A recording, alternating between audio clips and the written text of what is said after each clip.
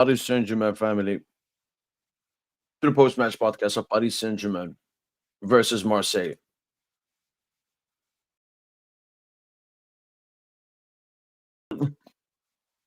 I guess it's international break time, man.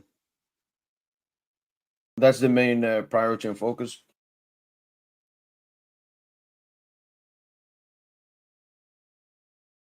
But what a dull game. Even in the first half when we got the 2 goals, it was like not that much happened. Got the first goal. Then it was Marseille. Got the ball, started doing stuff. We did it a little bit more towards the end. Got the goal. Second half, like even the goal we scored was an own goal. The goal they scored was from a mistake. Yeah,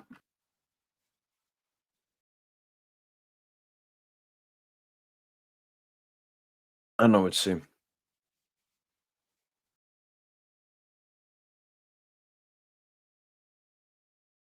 Wow, we have a 19-point lead.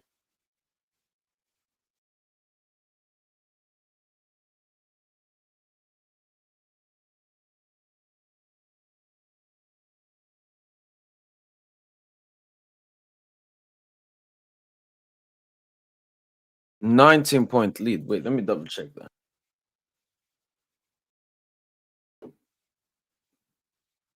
Yeah, I saw the Barca comeback. Honestly, for Barca, huge, huge man. I didn't watch the game, so I don't know how the performance went, but getting 2 consecutive quick goals after being 2-0 down and getting that kind of a fugazi on, but then coming back, man, at the Metropolitano, huge man.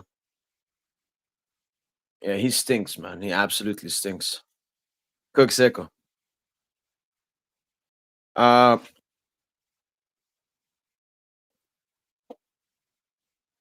all right. Let's see.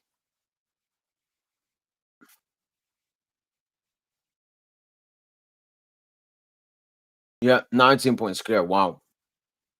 19. That is 6. So if the league stays as it is, obviously it will be one less, so 5. So at the moment we can win the league mathematically 5 days ahead. And it's 8 games left. So we can potentially win the game in the league in 3 games. And then maybe Marseille drop points until then. So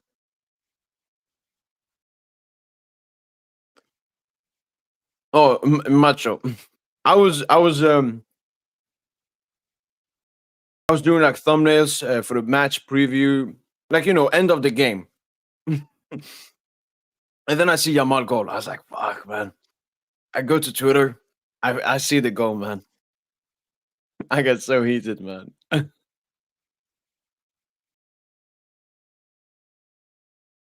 He got 2 assists. Which was his second for the Yamal goal? His assist to Ferran, that was a good assist. But yeah, Rafinha in 2025 hasn't been as good. At least in La Liga. The UCL, you get the both Benfica games. That's good. Who did you play the last 2 group stage games against?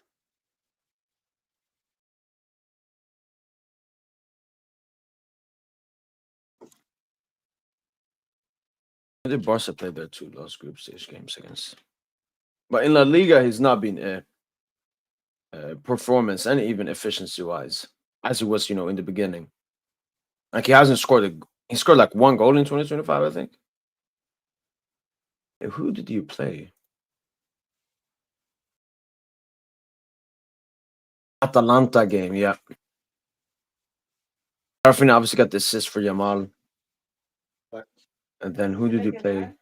Oh, obviously you had the Benfica game. So yeah, Rafinha has still been stepping it up in 2025 in the Champions League, but in the league he's not been Ballon d'Or close, man. Down booze, yes sir, yes sir. I mean, excuse me, that's just how good we are. That's just how good Paris Saint-Germain are. When we win the Champions League, there'll be no running away from it. No running away from it. No. So all the top teams that have gone unbeaten, all the teams that have gone unbeaten in Europe's top 5 leagues, is Bayer Leverkusen last season, Arsenal in 04, Juventus in 2011, and AC Milan in 93, 94, I think. So only 4 teams have done that in Europe's top 5 leagues. So it would be a huge achievement. And I'm looking at it. I'm putting down the pressure. I'm believing in it. I can see us going unbeaten in the league. Just 8 more games left. And the 8 games we have left, like we've finished off all the top oppositions. Obviously, we played Lyon, Monaco, Lille, Stade de Rennes away, and Marseille recently. But all the games we got left in the league, yeah, we got Saint-Étienne away, a relegation battling team, Angers, Nantes, Le Havre, food. Nice, at home as well. I'm calm. Strasbourg away could be a bit tricky. Montpellier and Auxerre. And none of these teams we should have a struggle with. The thing is, because I always bring up Barca as the best example when they lost out on their unbeaten streak. They lost it out to like fucking Levante or something. So we just got to keep it calm. And the unbeaten streak should be in the bag ski. Yo, welcome, Justin. What's up, man? Do you feel the unbeaten streak now? 8 games left? Yeah, no. Good game today. I'm just very disgusted with what transpired in the Atleti Barca game. Bro, wait. Did you say Barca game? Yeah, I'm just disgusted, dude. Nah, he's the most satanic player I've seen, man. Yeah, obvious devil worshiper, man. Sold his soul at 16. Bro, no, I don't get how, this is why people say 2-0 is the most dangerous score line. Like, you're 2-0 up and you give up 4 unanswered goals. Can Safe respond? Is he in the chat? Nope. Fucking, where is he? Bro, just fucking liquidate that club, man. Liquidate Atleti, man. The title race is over. That type of goal is like, remember Musiala's goal on the last day for Bayern? That's what that goal was that Dogmal scored, man. Wicked deflection, too. Just gross, man. What? Table. Yeah, they are... I mean, just they're only 3 points ahead of Madrid. I know, but it's over. Dude. Atletico are probably out of the title race. Oh, yeah, they are. And there isn't a Clásico soon. Yeah, but they're going to sell that as well. They just need a draw in that Clásico. And they probably won't get that. They probably beat Madrid. Yeah, title race is over, dude. After that goal. Oh God, the Dogmal. Oh man, the Dogmal. The glaze sesh right now, dude. Ugh. And he had a stinker before that, Tosin. Like a generational stinker. Yeah, man. Just gross, dude. But let's talk about us, man. Fuck all that. Let's talk about us. Yeah, fuck it. Yeah. First thing, another day in the how office. do you feel about that second half? And then really gross, you know. But to be fair, you could tell we just toned it down. Even in the first half, there was like a 15-minute stretch where we were just super leggy, I noticed. So yeah, this was a game where we just played 120 minutes, right? 5 days ago. So the players had to slow it down a little bit. But that's the thing, like we can slow down the tempo, still get a comfortable win. Like they shouldn't even have gotten this fucking goal, man. Yeah, disgusting goal. It's just a giveaway. It happens, and it came up right after Dembouz missed that chance. It's just disgusting, man.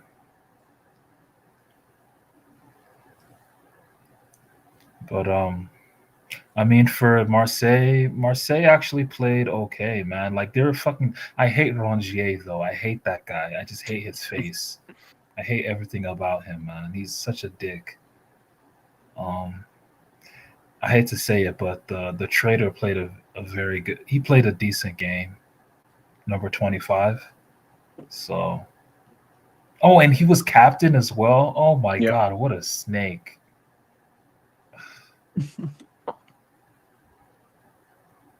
But no, everyone played well. I felt. Beraldo had a great game. Fabian was man of the match. Again, people be sleeping on Fabian, man. You said he never drops the 8 out of 10. It's always a consistent stuff. I mean, today, I mean, he dropped he gave you an 8.5. You'd say. I gave him a 9. I give You him gave a him a 9, nine. man. Okay, okay, good, Even in good. second half, like he was so calm with the ball, Yeah, ballerina. I think eight goals and assists so far in 2025. And I remember me and you talked about Fabian, like what he has to do, be decisive, like with goals and assists. That mhm. run with a Nuno assist, beautiful. Yeah, quality. And that's where like you know, Warren was struggling a little bit in the first half. I thought he played a Yeah. good game. I kind of I sized it a little bit, saying he had a No, master class, and but I overdid it. I overdid it as well. yeah, Like yeah, over yeah. So negative. we were both overdoing it. Like me more so on the positive side, you more so on the negative side. So if we, compromise, we can just say he had a good game, but he can still do a lot more. Um, and I mean, he still had some high quality actions like against Rongier and Kondogbia. Bro, the way he bullied that bitch Rongier, man, that shit gassed me, man. I love that. I love that. No, in second Vichia, half, another that steady. run he made for the Dembuz gave him a very good pass. Yeah, And even in yeah. the He first tried to half, when chip he it. got that tackle as well, good runs, good runs. Yeah, yeah. No, like you can see players are steadily. You can see he's steadily gaining his um consistency again. He won 9 duels. Wow, that's great.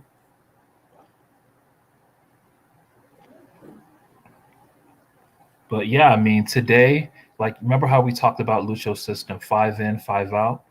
Yep. Today, that's a thing. Like even though it's 5 in, 5 out, a bunch of players could be part of the players that are infield, and then you can have players that are stretching the field. And today, Nuno was part of the 5 in. Like he was part of the players that was inverting a lot. Which, trust me, when he scored the goal, Like I Nuno was was. screaming Dembele. I didn't know that was Nuno. Oh my I was like, God, what? you guys are so bad. You guys are so. How do y'all be No, like? it I was don't just a get that. I don't tapping, get how man. motherfuckers be confusing. I was I like, know, but I knew that Dembuz. was Nuno. I knew it was Nuno because I saw that Dembouz rotated to the flank on the left wing. Yeah, I didn't notice. I saw that So like I on the knew. I I was knew. like, ah, Yeah, Dembuz was hugging. yeah. He was hugging the touchline, so that that's what the system is. Everyone compensates for each other. I love it, man. Like if you're gonna go inside, I'll take the position outside. But yeah, just a good game. I mean, there's not much to remark on the game, to be honest. I mean, Hakimi quality pre-assist to find Fabian's run for the tap in, Yeah. for Nuno. And Hakimi, apart from Hakimi aside, everyone looked leggy. Hakimi was like the only one still making high intensity sprints. I felt like throughout the game, everyone else was a little leggy, I would say. So Yeah. You could even see in Do It, like I know there was a better, like more energetic version of Do It that could be doing more. yeah, Due was just he was okay today. I mean, but yeah, it's just one of those games. Beraldo Tosin. He's once again just Yeah, he's been very quality good passes, consistency. man. Yeah. Yeah, and for me, it's the duels as well because that was his biggest like main issue when he came to Ligue 1. 3 out of When 3 he area. celebrated, Had a great tackle, yeah, with the remember? passion. Yeah, when he celebrated, yeah, that was quality.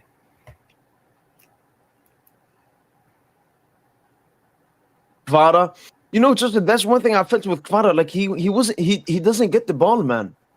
There was once Dembuz gives it too late. Sometimes he's completely open on the left side. He doesn't get it. Yeah. I think I know what you're referring to. So that was that the pass that Dembus tried to play it in behind for him? Yeah, in between two players. Yeah, like Yeah, the right yeah, back and yeah, the center. yeah. I think yeah, because I think he just wanted it to feed. He didn't really want that in behind. But yeah, I get what you're saying. Like Kavara, he had a very good first half. Second half, he kind of he just chilled in the background. Yeah, just like PSG overall. Yeah, like the whole team. Yeah, exactly. Uh, but in But that yeah, first half, the stuff he no, was that first half, doing, he was the yeah, he kick it was up in, quality. in the box, wins the header, the pass to Nuno in between the line. Like Nuno there should have scored it earlier for them Bulls. Yeah, Dembus had a tap in on that. Yeah. Honestly, Tosin, there's one negative thing we can talk about this game. Like us, not having the most intensity and the second half, how we came out, all of that, it don't That's matter. normal. There's Yeah, one yeah. thing. Are you Is gonna say the Nuno mistake or oh Barcola? Okay.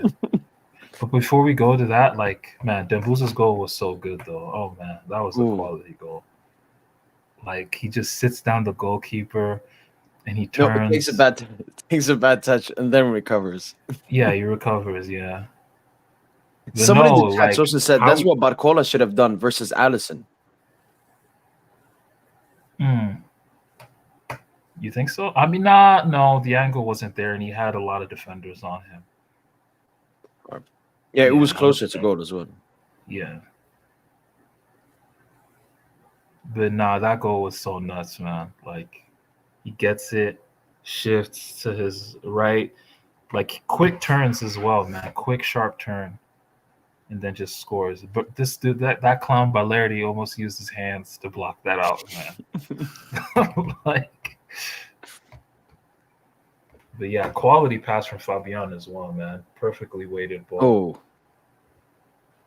what a player he is, man. What a player he Yeah. is.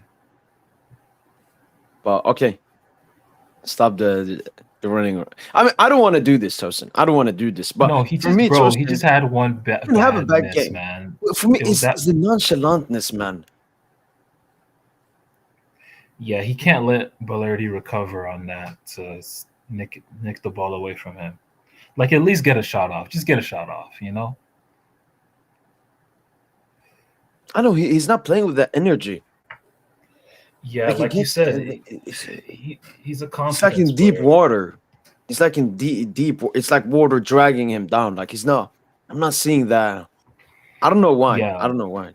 like he's like dude, like you said, man, he's a player that you know he needs confidence, right? Like right now, he has the confidence of a prostitute with her first client. You know, like he needs to, like he just needs to mellow it out. You know what I mean? And just play more free, man. Like he's overthinking it. He's just overthinking things. That's all it is. Because we talked about him. What was it yesterday? And I said that killer instinct, and that was definitely not what I saw today. Like just as you said, just overthinking. Doesn't know what he should be doing. Overdoes everything. Yeah, Well, but it's not something to really dwell on like that, man. I mean, we won 3-1, so 100%. and he Hopefully, played what? hopefully all He played 20. 26 minutes. Yeah, it's not that long. Didn't play that much.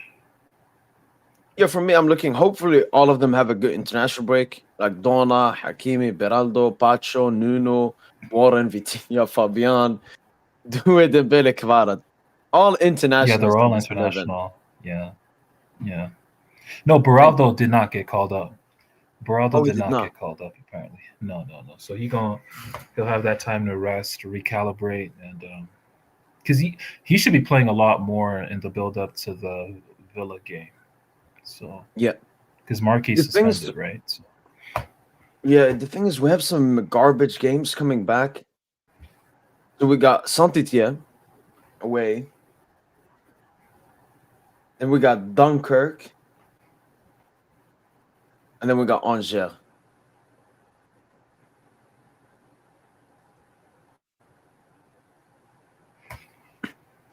So not really So Saint Etienne. preparation game. Where do you think we'll play our best lineup? Game? Like Dunkirk? Yeah, for sure. It's a big game. You can't afford to fuck around with that game. That's on a Tuesday as well. Yeah, and they've beaten. I think they beat Lille away at their stadium. There's a reason they are in the semi.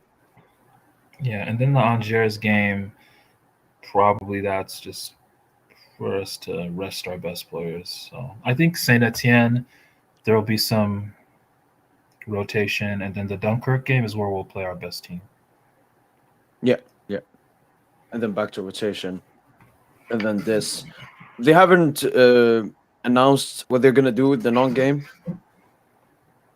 They'll just move it one day postpone ahead. It. Can't you do 12th? No, they're gonna postpone it. They're gonna postpone it and move it after the. They mentioned they're gonna move it. The Antoine Camboire, the not coach, they said that just by default they said no, but they're going is it was just because of I think something with their schedule as well, and also the fact that I think we're playing Nantes, is it away? Yeah, it's away. Yep. It's like it's huge in terms of revenue for them, so like they have to wait, but I think they will be able to because he mentioned in a press conference that for the good of French football that they should move it. Yeah, and I think it's also I also think it's illegal, like FIFA rulings, because it's only 48 hours in between. Like you can play 68, 62, whatever is 3 days, but you can't play 48 hours. Is that a rule? I didn't know that. I can't think of a single time we played 48 hours. I've never seen a team play 48 hours after another game. I've never seen it. Yeah. I mean, we've seen 3 days. Yeah, 3. Yeah, but not 48, not 2 days. Like I've never seen that ever. I've never seen that. Yeah, I mean, I think the game's gonna be changed. I mean, the LFP, the French Footballing League, they've done it in the past. I think they'll do it again. It's good for French football first and foremost, and also, like. I mean, you saw Madrid, like they had 3 days in between, and they looked leggy yesterday. So yeah, they'll do it for us. How'd you feel about the game today, man? Honestly, I mean, like it was we did what we had to do. I don't think we played fine. It was like a 7 out of 10 performance. Nothing like even like 6 out of 10. Like there's things I didn't like to see. We didn't dominate the game like I would have expected us to. We didn't create nearly as many chances. I thought like people like Kavar didn't really get into the game like that. Even Dembele wasn't really on it. Dewey looked okay. Like we didn't boss the game around, but also it's like still pretty comfortable. And I also like the one thing I didn't like is how many chances that Marseille got. But also on the flip side, it's like for as much as PSG, Marseille, and whatnot, Marseille was also the best team in Ligue 1, and you beat them still pretty handily at the Parc 3-1. And the only goal that they scored was because of like a clear mistake that you made. It's not because they outplayed you or something like that. It's because of a mistake you went and made. So I mean, typically they say in derbies, it's not about how you win them, it's about that you win them. So I'm happy with that, and especially given to close this amazing run of form recently. I'm happy with the performance. We move on. Like for me, the only thing with Marseille is because like they're doing also like a process with the Zerbi now. They will feel very confident heading into next season after this performance. Because the last game versus them, it wasn't close. I just know they feel the gap, especially from last game, is closer. They know that they can give us difficulties. I know we didn't play our best, but like how they moved out of the press sometimes. Again, our press wasn't like PSG press today. That was clear. Part of that is no Neves. No Neves today. That's part of no Neves. No, I don't think the gap is closing. Like I think because I mean, I remember at the beginning of the season, like you had Marseille fans, like French Marseille, always talking about how like this time they had the best transfer window and whatnot. That they like their midfield was better than our midfield. This, then the other best midfield in the league, our Mason Greenwood, and like all that's gone. Like this is going to be one of the most dominant PSG. Like in the top 5 leagues, PSG has the highest points per game. It's gonna if we go unbeaten, obviously we'll have to wait and see. This could be one of the most dominant Ligue 1 titles ever. As in, I think now with 2 games, we've got the title for sure. if we win and they lose their next game, that's it. The title's done. So, I mean, I don't know how they go out. They've improved, yes, but is the gap closing? No, the gap's not. If anything, it's widened. It's a 19-point gap. I mean, we haven't had a 19-point gap since I think 18-19 under Tuchel. Yeah. So. No, I know we're performing really well, but Marseille are still doing good, like by their own standards. Yeah, of The only course. thing they have to improve is their diabolical home form. Yeah. Because when you look at the table, if you look at their the table in terms of home wins, are 9th. Yeah, away they're second. Home, yeah, as you said, They're 9th. So they start improving on that. Maybe next season will be much tighter than it was this season. Bro, and this was their first season on the Zerbi as well. They're just not. They're not good. I mean, they're a good league. Like, I mean, they've gone. They've beaten Lyon. I mean, they're a good Ligue 1 team. I mean, it's not bad. It's just that we're just that much better. I think that's all. Bro, they have a week to prepare for these type of games. That's true, but you also have to think that from their perspective, you're placing.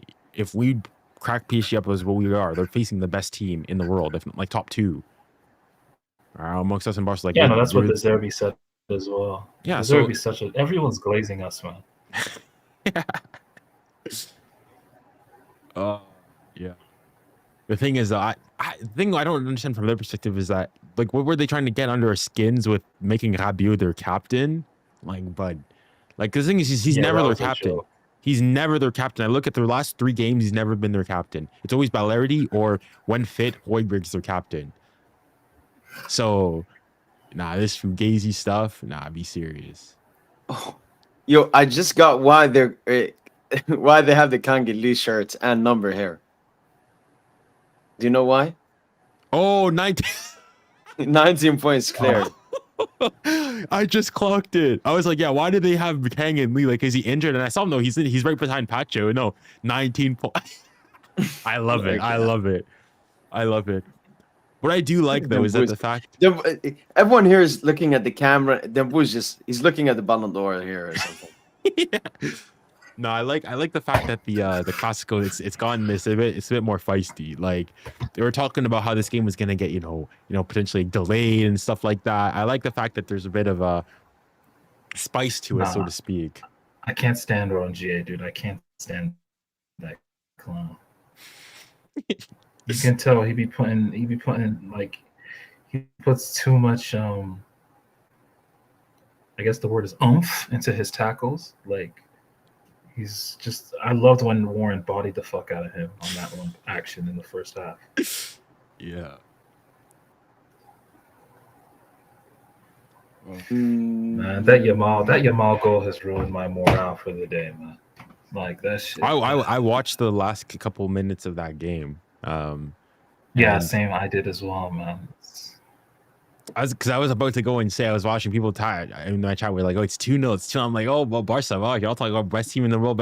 You can't even be Atleti. Can't even be top of your own table. But okay. I mean, hey, it's gonna be a bit more difficult. We're gonna have to put a little more work in to shut them up. But okay. Nah, low-key, obviously, hey, it's not done. It's not done. Let's not get ahead of ourselves. But no, a PSG Barca final would be legendary. Oh. That's what they're trying to cook, man. That's what the Illuminati are trying to cook, man. Script makers, that's what they're trying to cook. So you said last round they're trying to cook Bayern in the final.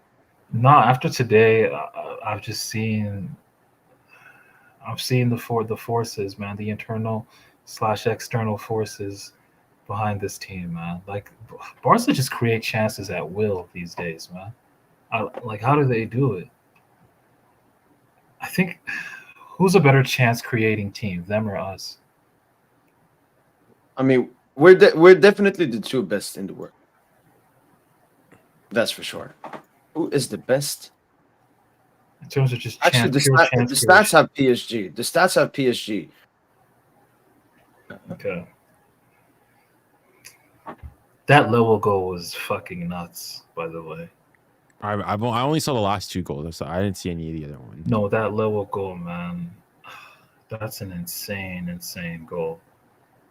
But the fact that it's a goal, like, bro, if you're Oblak is a bum, dude. Like, Like, yeah, it's an insane finish, but man, Oblak, you gotta save that, dude. If you're elite, you have to save. Like Donnarumma Wait, saved which one? the Lewandowski goal. Okay, I'm seeing it. Nah, it's an insane goal. He takes it on the chest, left foot finish into the corner. Oh god, this nigga's here, man. Yo, Phil. I hope you're gonna be honest, man. I hope you're gonna be honest.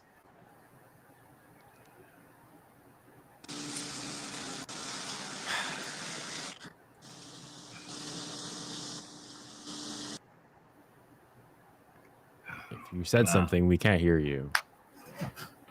Is it?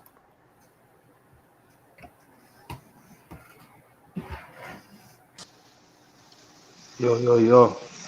Yo, What's up, man? Walk on. what's up, Phil? Chilling, bro. I saw y'all won today. 3-1. Why are you laughing? Y'all won today. 3-1, huh? No, it's just something in the air, Phil. Yeah, something nah, in the air. that's disgusting. That's disgusting. And it's not Barca winning, Phil. It's not like Barca winning. Barca win. Fair play, man. Huge win at the Metropolitano. Comeback as well. That dogma shit, man. Right, this Doug Malma, Jen. I mean, you gotta respect it. They won. They did it. They did a remontada within a single game. Respect. Bro, that ball wasn't even They need to bro. They gotta put that as an own goal. They can't give him that goal. The shot was on target. Was it really on target? Probably It was. was. I don't think it was. It was on target. I gotta see it in another angle, camera angle. Shit is gross, man. Yeah, they did give it to him. I mean, there's But no I was reason. asking Phil, who do you think is a better chance creating side, like you or us, just in terms of pure chance creation?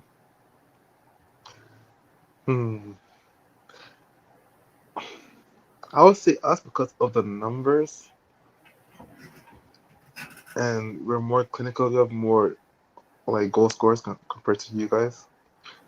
But I think most we're top 2, and I think that's true. Yeah, so I'm trying to find here. So the team that scored the most goals per 90 in Europe's top 5 leagues, Bayern 2.81. Oh, really? Put that in the. We don't care. Bundesliga tax. I It's a didn't know PSG that. Is it really? PSG 272, Barca 259. If you look at XG per wow. 90, PSG first 268, Barca 236. And then if we look at Champions League. Yeah, look at the per 90 numbers in Champions League. That's a better equalizer. I mean, They better not count that breast tie though. Like, come on, guys. well, you would count. That's you have to It's per count 90. We're gonna do it. So Barca have 3.1 per game in the UCL. Paris Saint-Germain. Wait, what? This is 1.95. Wait, is Maybe that it is goals? more. Is that goals? Is that Is that it's probably goals? goals? Is it goals? Probably. Yeah, that's goals. And then XG, Barca is 2.4, the third best behind Bayern and Atalanta. And then PSG right behind them, 213. Wait, we get 1.91 goals per. I mean, And Yeah, actually, you guys are not that clinical. Bar the Yeah, we're look not. at- shot creating that's- actions per 90. PSG 33.24, Barca 27.5. But then goal creating actions per 90, Barca the best by far, 5.1, PSG 3. So statistically, PSG edges Barca in chance creation, but Barca converts more. They're more clinical. It's also the chances that you get, Phil. I think we create like a bunch of you have a lot of like counter-attacking chances, direct. No, I think also because our team, you don't take that many shots outside the box. Do you guys take shots outside of the box often, or? not really. No. Because we don't create that many chances, but we create clear-cut chances. We do take shots Oh, outside. okay, yeah. I would say. Not nearly as in. I mean, the only like thing would be like if you Like the Liverpool game. Yeah, the Liverpool home game. Yeah, but typically The no. Atleti game. But that's more so in terms of like times of desperation though. But like typically we don't just like today we're not clocking ones from 20 yards out. Yeah, I get what you're saying.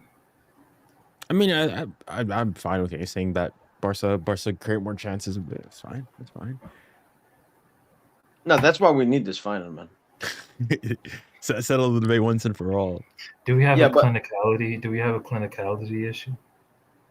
No, we have more, as Phil said. Phil and Barca, they can expect, at least in the Champions League, for both Rafinha and Leva to bag a goal. So far, we can only expect Osman Dembele. Because Kvara still hasn't come into, scoring goals. That's probably not his game, maybe so far at the moment. And Barcola hasn't, been at that level, goal scoring wise. Man, that Madrid tie is going to tell us a lot about that. Like, if we have that clinicality. Yeah, because Madrid is a team you have to kill. You have to kill. Like we can't beat Madrid 3-2 and go through. We need to beat them like 5-2. Yeah, it has to be big. Because if it's 3-2, they're gonna get Fugazi pen and then Mbappe extra time and we're out. Like you need to destroy him. And by the way, someone in the chat just told me Kvara is gonna miss the first game back for PSG versus Saint-Étienne, accumulation of yellow cards. And I just checked, Nuno Mendes has 3 yellow cards in the Champions League, the same as Marquinhos. But I haven't seen anything about him being suspended for the first leg. No, he's not. Did Nuno get a suspension already, or no? That's probably why. Because if you already got a suspension, then you have to have 4 yellow cards to get your next one. He missed Oh the yeah, Stuttgart I think game. this He missed the Stuttgart. Stuttgart Yeah, game? exactly. Yeah. Yeah, so he needs Go on, one more, I Phil. guess. Yeah. And how are you feeling about Dortmund? I'm calm, but still, like we shouldn't take it like lightly. But I'm calm, because I feel like we are a better. Because I hear you sometimes say that we were better at the start of the season, which I highly disagree. I feel like now we're more calm. We're more clinical. Not clinical, but we're more calm on the ball. We control the games a lot better. Because the last time we played Dortmund, like that game should have been a 3-1 game, but we just made stupid mistakes. Like the Kubarsi gave a stupid penalty. Yeah. And I think we tried to play a high line, and then they got an easy tapping goal. But I think now we will fix it up. Because also, even if it's when we play Benfica, like we considered 4 goals stupid goals, and then now when we play them, we want them, we like beat them easily, So I feel like it'll be like the Benfica tie will be a professional win, probably like a 4-1 Okay. win, yeah. But your tie, I've told this. You guys are clear favorites, but I would be a little bit more scared than me because I've been watching No. Aston Villa highlights. Are you not scared? No, well, as in, I'm not saying confident, but like you also have to think in terms of like European pedigree. Like, I mean, Dortmund have the European pedigree of the past. Like Dortmund is definitely Dortmund. I would maybe not this season, but in the Champions League. Like you also think Aston. I'm not sure where Dortmund like 9th in the Bundesliga. Villa technically have won a Champions League before. Oh It shit! happened in the fucking 60s, 70s, or whatever the fuck. But No, yeah, they've got a champion. I'm talking about like recent European pedigree. Like I mean, Dortmund also have a Champions League, so I mean, and they've had. Bro, I don't like that. success. I just hate that argument. I don't like that European. Yeah, pedigree. same here. I don't like that argument too. I hate that argument. Like it's a whole different squad, Like that's what Liverpool fans were trying to say after the first leg. Like, oh man, we have that pedigree. We just have that. Just fucking you slap, cringe, man. yeah. No, but both of us and Liverpool have Champions League pedigree. That's why it didn't matter. But Villa don't have it. And Champions League pedigree is just playing Yeah, Champions League. Is what it I is mean, that yeah. pedigree or Bayern just München. experience? It's not Is it just Can we just use a different word like Okay, yeah, experience? experience, yeah. Champions League Like- experience. Because I yeah, agree, fair, like fine. Fugazi, UCLs in dinosaur era, Yeah. like Barca having 5 UCLs over us last season, we had more experience than them because it doesn't matter.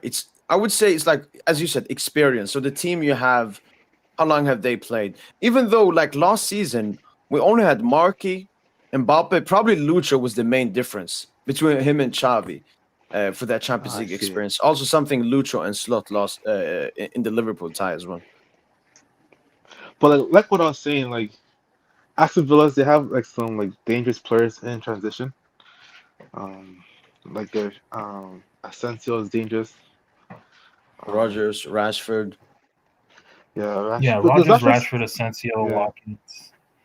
Yeah. Who was it? And then their midfielder too. I forgot his name. The Lesbian guy.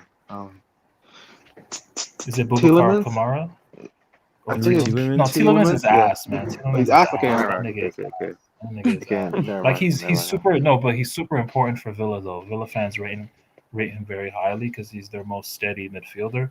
But I remember him when he played in Ligue 1, man. That guy is ass. And also the first leg is out without Marquinhos, so but I think you guys will be okay though. 'Cause you No, guys have advantage. That's an advantage anyway. advantage. But who would replace him? Lucas or Beraldo? Beraldo. Beraldo Okay. and Pacho. And it's at the park, right? Yep. Yeah, just Yeah, don't wear okay. the fucking Hector jersey. Do not wear the fucking Hector jersey. What's that? The home kit, the blue one? Yeah. Yeah, the Oh home my kit. God. Yeah. Just don't wear that. You're sad. I mean, the Postal, Hector man. isn't Hector just like the design, like what I've got. It's this design kit. Yeah, This yeah. is- Don't wear that shit. Don't wear that shit, man. Well, because it's unlucky. Is that it? Bro, exactly. Like, how many games have we lost at the crib in that fucking jersey, dude? Lost to Atleti, stunk. Okay, that was an away game, but lost to Bayern in it. You know, just a bunch of stinky ass Arsenal games in and, that kit. and then Liverpool at Arsenal, home. Liverpool, yeah. Alright. I'm not usually all that superstitious or anything, but Nah, it's I think we have to wear when there's too much of a pattern. When there's too much of a pattern, it's just like fuck it, dude. Don't wear that shit. Yeah, I definitely think Dortmund's a bit scarier than Villa. I You mean, think so? did Dortmund finish in the? No, they didn't. They didn't finish in the top 16, did they? Yeah, no. But the thing is, Flicky's super familiar with German clubs, right? Yeah. So I guess he'll know how to manage that. We'll see. We'll see. I don't think that Barca played great when they played them in Dortmund last time around. The thing is, though, too, like you also can't use the past as like a barometer necessarily, as we found out last year. Yeah. So, yeah, just be careful. Barcola needs to start. I mean, he scored against Stade Rennais. It's not like he hasn't. He scored in the last league game before this one, right? So it's not like he's on some goal drought or something. I feel he needed to start today for his confidence. I don't think he liked that he didn't start. I agree. Yeah. Barcola. Yeah. He didn't feel like all that into it. Yeah. And yeah, I mean, it showed also like on his like 1v1, the lack of clinicality there. Like, didn't even get a shot off or anything. Yeah, you let Balerdi recover on that. That's yeah.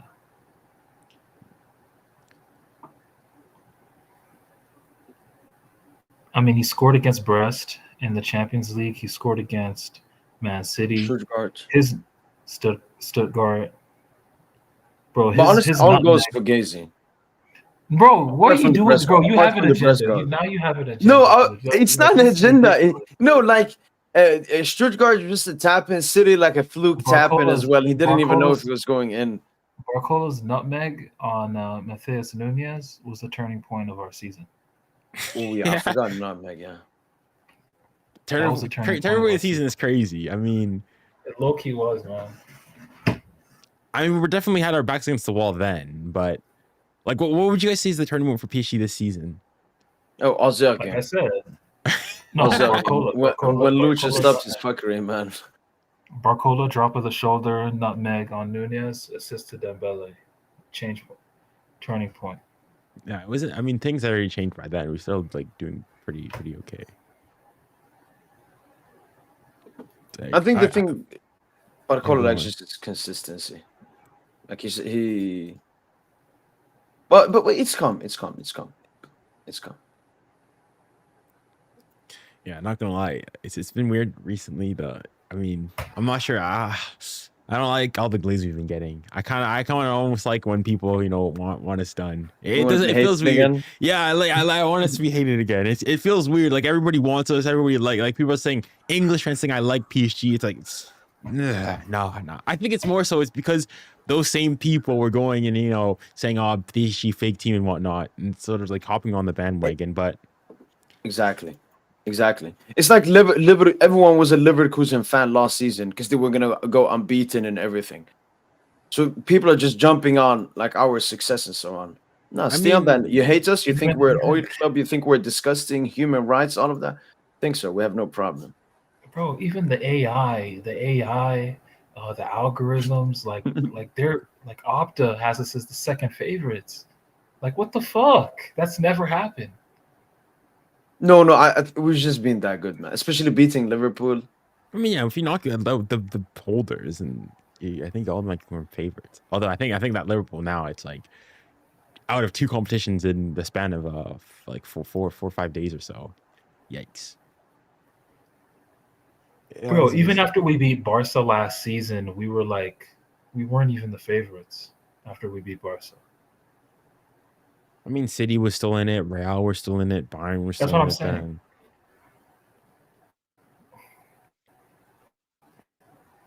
We weren't. I don't know, man. This shit is weird. I don't like it. I don't like us being in this position. But the players know. The players know what's up, though. Like, they're going to take everything seriously. They're going to take every game seriously. Not like last season when dudes were prematurely booking the ticket for fucking Wembley.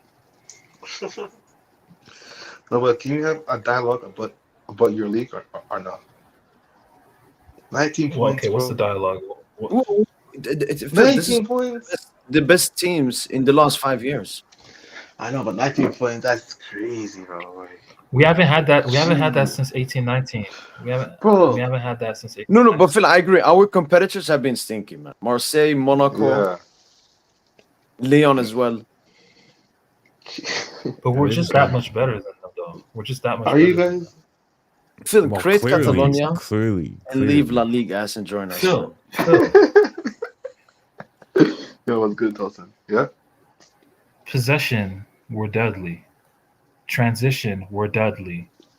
We're the best pressing side in the world. Like in terms of our press, we're the best. Off the ball, even the fact that we keep the ball, but we still run more than our opponents.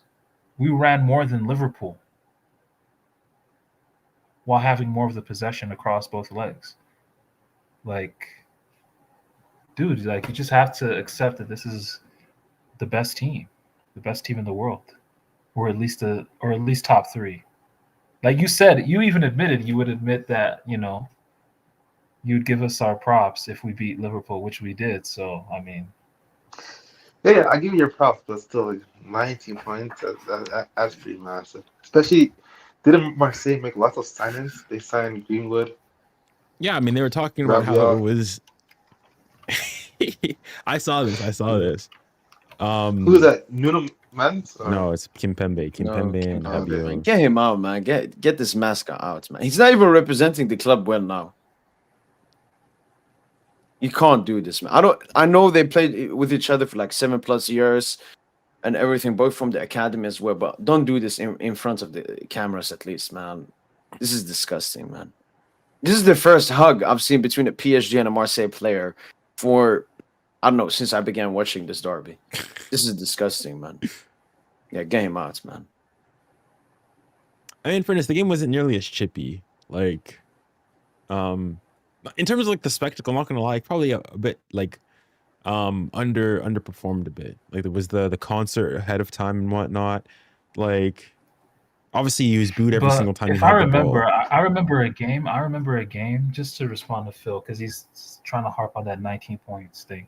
There was this, wasn't there a season where Barca were close to undefeated and they were leading the league by over 19 points as well?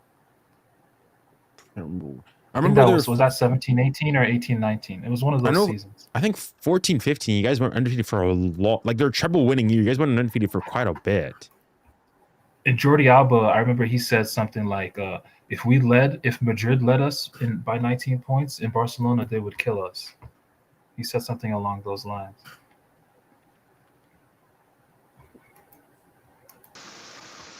Yeah, that was 2018. See, Yeah, so I I mean, agree. it's happened with y'all. It's happened with No, y'all. So but why are you doing this, man? Well, like, no, but why? we were fugazi that season though. Like we were off in the Champions League. Like we barely we escaped by Chelsea, got slapped by Roma.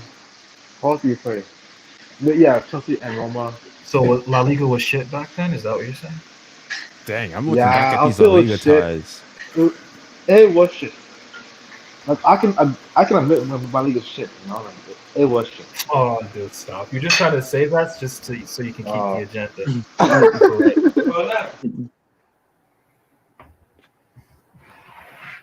Dang, Yeah, I'm looking man. at like, bro, La Liga during like, wow, mid to late 2010s was tight. I mean, you look at 13-14, Atleti won it by 3. 14-15, Barca won it by 2. 15-16, they won it by 1. 16-17, Real won it by 3. 17-18, okay, 17-18, we went wasn't close. Wasn't close. Yeah, 17-18, that's the year we're talking about. They won it by 13. And they were up by as much as like 20 points during that season. Yeah. They just then ran away with it, like we're doing right now. So Yeah.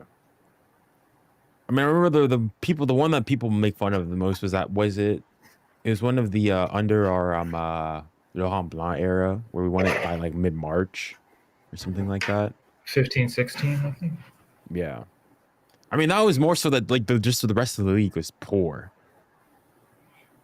No, we were really good. Well, that okay, we season. were at one time we were really good. We had 30 wins, 6 draws, 2 losses. Lyon finished second with 65 points. The two teams we lost to were Lyon and Monaco that season, if I remember correctly. Yeah. Away to Lyon and at home to Monaco.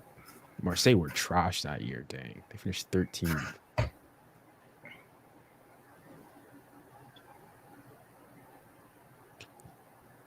Yeah. I mean, this year, how many we haven't lost? Five draws. I mean, we're on pace for a better year. Well, we'll have to wait and see. But Do you guys trust Beraldo on the Champions League night against those transition monsters that Villa have? You think it's a good matchup? me, no. I think it's a downgrade. I mean, you'll say it's an upgrade that we're No. I agree. No, look. I troll Marky, but we definitely do need him. He's a starter all day with the personnel we have. So yeah, I'm a little wary of that, to be honest. Beraldo versus those transition monsters, the Rodgers of the world, the Rashfords, the Watkinses, the fucking Asensio again lurking. It's a little bit of a tall task, I feel, for Beraldo. Like Hakimi's gonna have to not push up too much.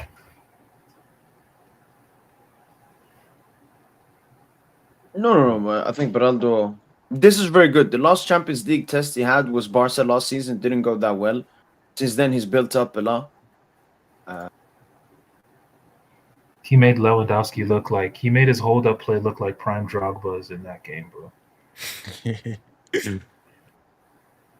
Yeah, but I'm ready. Look, I'm ready for the next test. Like, if he has to prove himself, this is a game he has to look good in. He looked good against Liverpool. Obviously, slightly with his tired legs towards the end of the game, but he's been good in the recent games. And no, I'm very No, he confident for has. Bernardo, He man. has. He has.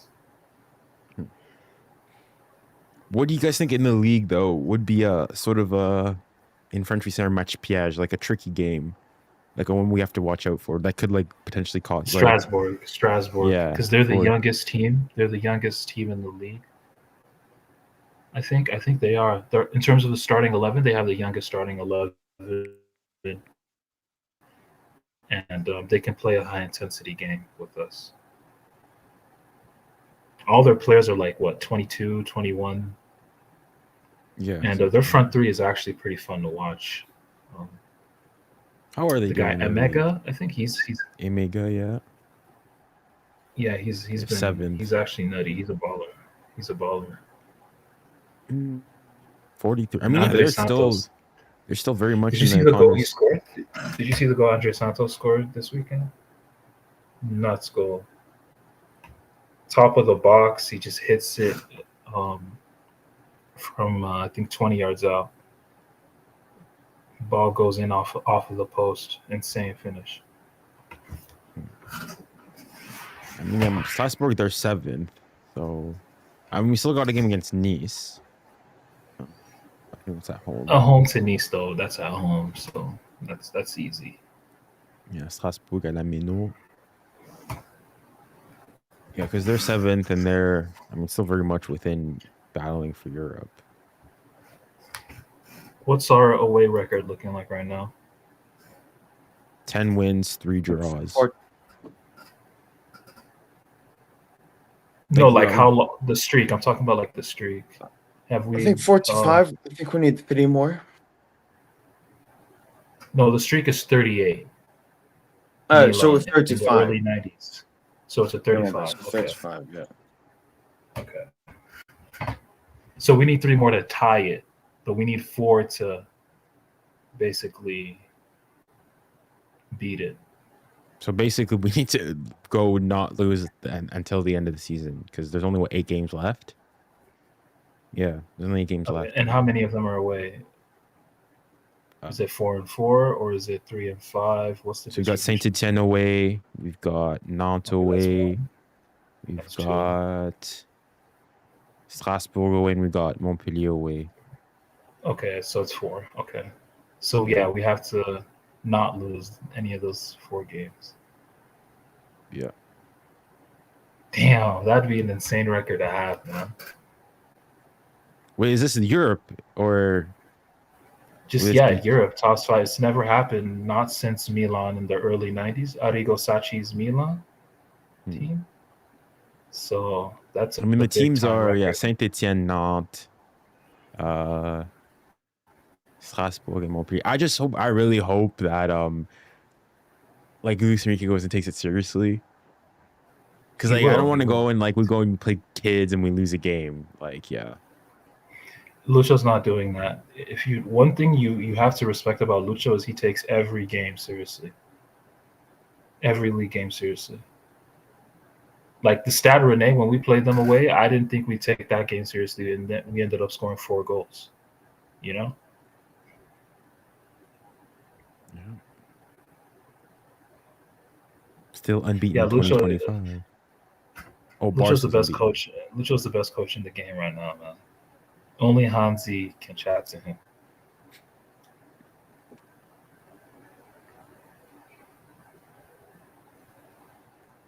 I'm not ordering. Like we've seen Hernandez. We've seen his level, and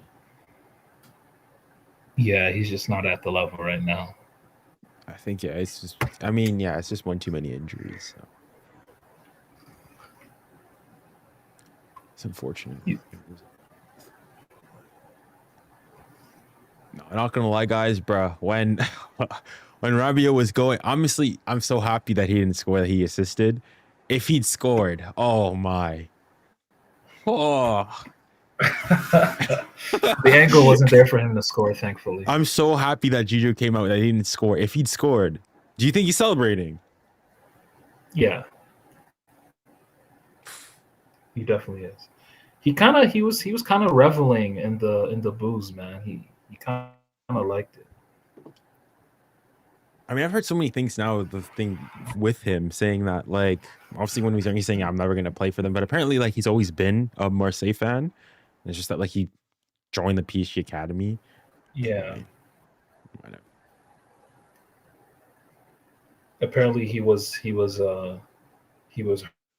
hurt to join them because he was in the City Academy in 2008. Then he went to PAO FC, and then from PAO FC he went to the Paris Saint-Germain Academy. And apparently, the anecdote is that he wasn't too pleased.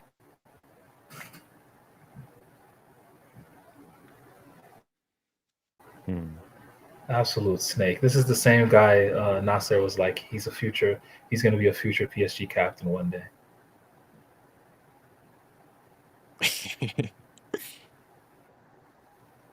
I mean, was it? Oh, dang. Okay, never mind then. Yo, Bernardo posted this on Instagram after bodying Rabiot. I mean, the thing is, he is from Paris, but he didn't. How long? Oh, he was only at Man City for what, a single year? He did bounce around quite a lot, though.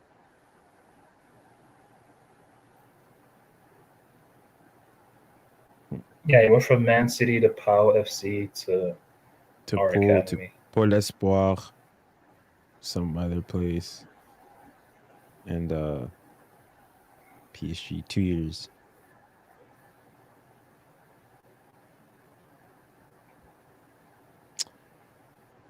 Oof.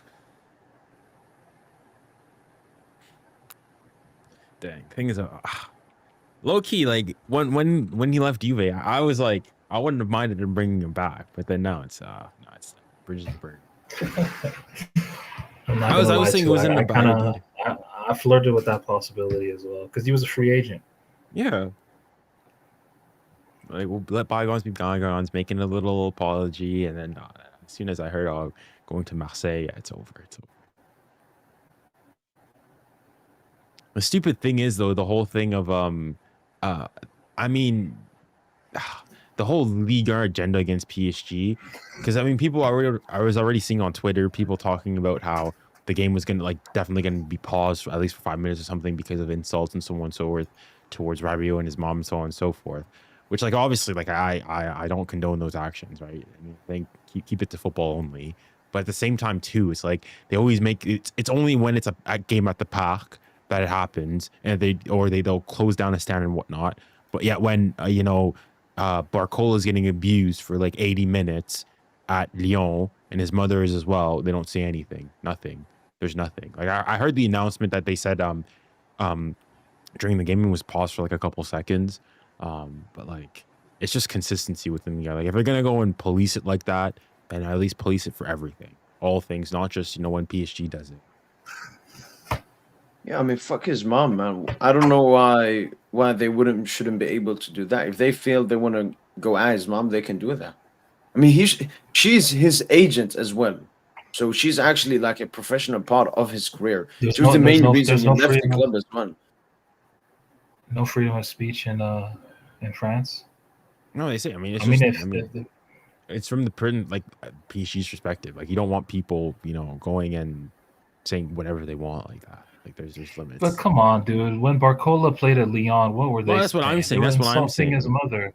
That's what I'm saying. Like, you have to be consistent. Like, if you're gonna go and say there's an issue with it, then fine. Like, there's even like another thing. Like, there's one song that goes something that dans la boue y a des rats, dans les égouts les rats, ils sont partout les rats, ce sont les Marseillais. It's basically, in the mud there are rats, in the gutters there's rats, and everywhere there's rats, and the rats are Marseille. But then that's like I mean, I So that chant is not allowed apparently. I mean, that it was during that chant that I heard the announcement of saying during the game that, oh, please don't like, we don't, no mean chants or something like that. Oh,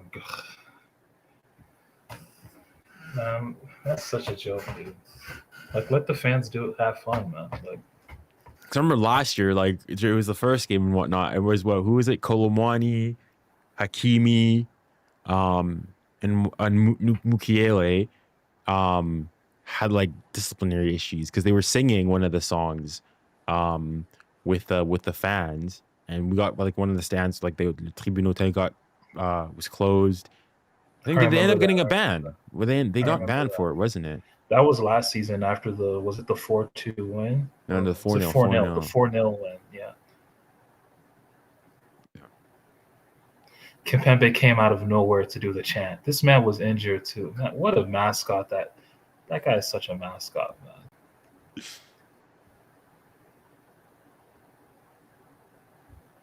man. So what do you honestly, bro? I'm actually happy that it's international break. It came at a good time, man. I just hope the players don't get overworked.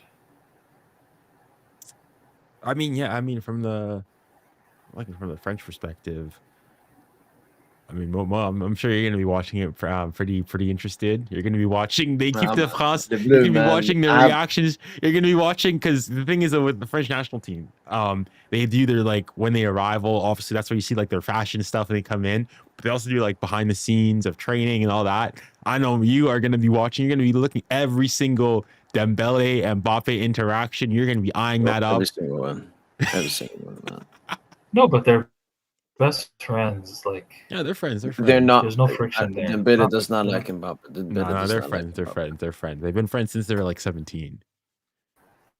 They sort of began. I think friends with Mbappe is the same thing. Like friends with. What's Ronaldo. interesting though? Wait, Ronaldo has no friends. But this is the interesting thing though. This is the interesting part though. So the Champions League final is in the end of May, right? That's at the end of May. And then early June, that's the Nations League semifinals. Right now, in this international break, it's the Nations League quarterfinals.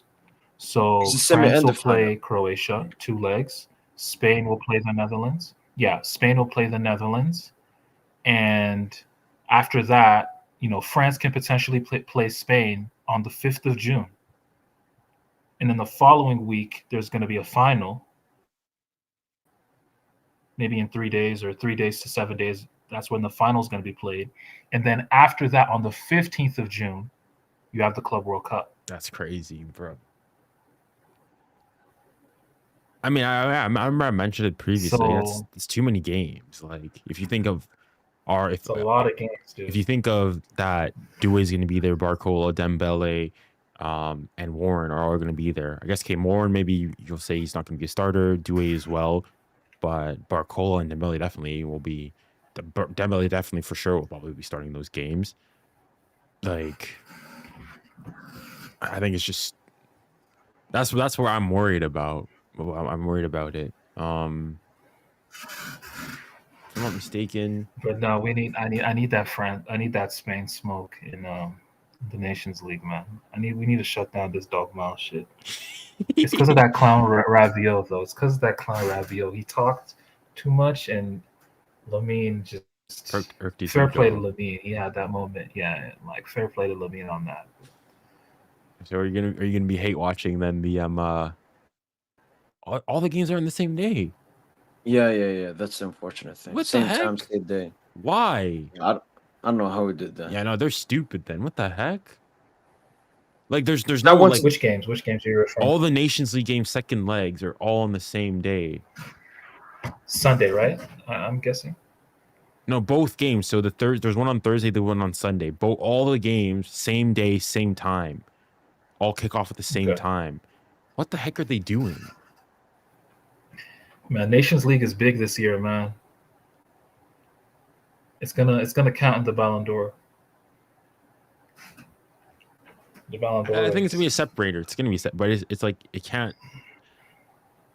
Like, it won't hold as much weight as like the Champions League and the as in, I think Club World Cup. if you win the Nations League and you win like the Club World Cup, you've got like, oof, 3/4 of a Champions League. I think it's good even then. I'm not sure Okay. how much weight it's Three gonna be. quarters, man. So if you're saying that combined is 3/4, what is a Club World Cup? What's the ratio of a Club World Cup to a Champions League?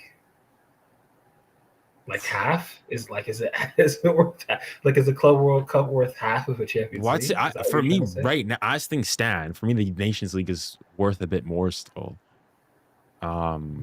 Nations League is worth more than what? Than the Club World Cup right now. Oh my god, you're wild. You're wild, dude. You're wild. You're wilding, dude. In terms of prestige. What? I mean, I'm saying this now. I haven't Okay, seen who the won Club the World last Cup Nations yet. League? Who won the last Nations League? The last one, Spain. Spain won it. 3, 2. Spain. Okay. Bro, I said it. Spain, France, Portugal. No. Yeah. You're trying to test my Okay. knowledge here. No, you got it right. You got it right. I Yo, was just this trying is to what test you, deserve. dog. I just wanted you to not answer so I could just say it doesn't mean shit. Yo, this is what Zerbi had to say. He said, "You're the people calling this match a clásico. That's not the reality of this confrontation. Today, there's no longer any rivalry because PSG has a much bigger budget. It is out of category. Oh. Marseille is the most important club in France, and I continue to say it." Oh my gosh. Oh my gosh. Same thing. This, that, and the other. I mean, the thing is, though, this time round, though, offered the PSG job, if he was offered the PSG job, he'd take it within 24 hours. Man. no, I mean, even the funny thing this time around, like at the beginning of the season, like obviously Marseille fans were still saying, "Oh, we could take them," but like every single Marseille fan that I saw, like Mohamed, and he's like the big one, that the guy who smashes his TV and whatnot. He was saying even after Liverpool, he said like against PSG, he's like, "There's nothing you can say." Like, there's nothing you can say now. They beat Liverpool away from home. There's no, oh yeah, but no. They beat them fair and square. They were better over the two legs. And this game, like all the Marseille fans are like, oh boy. Honestly, they're probably actually pretty happy with the result. 3-1. They're like, okay, we lost, yes, but we actually played okay. Like, they'll probably be happy with the result. Because I was seeing all of them were like, oh yeah, this game should, like, we're gonna get cream pied. We're gonna get smacked and this, that, and the other.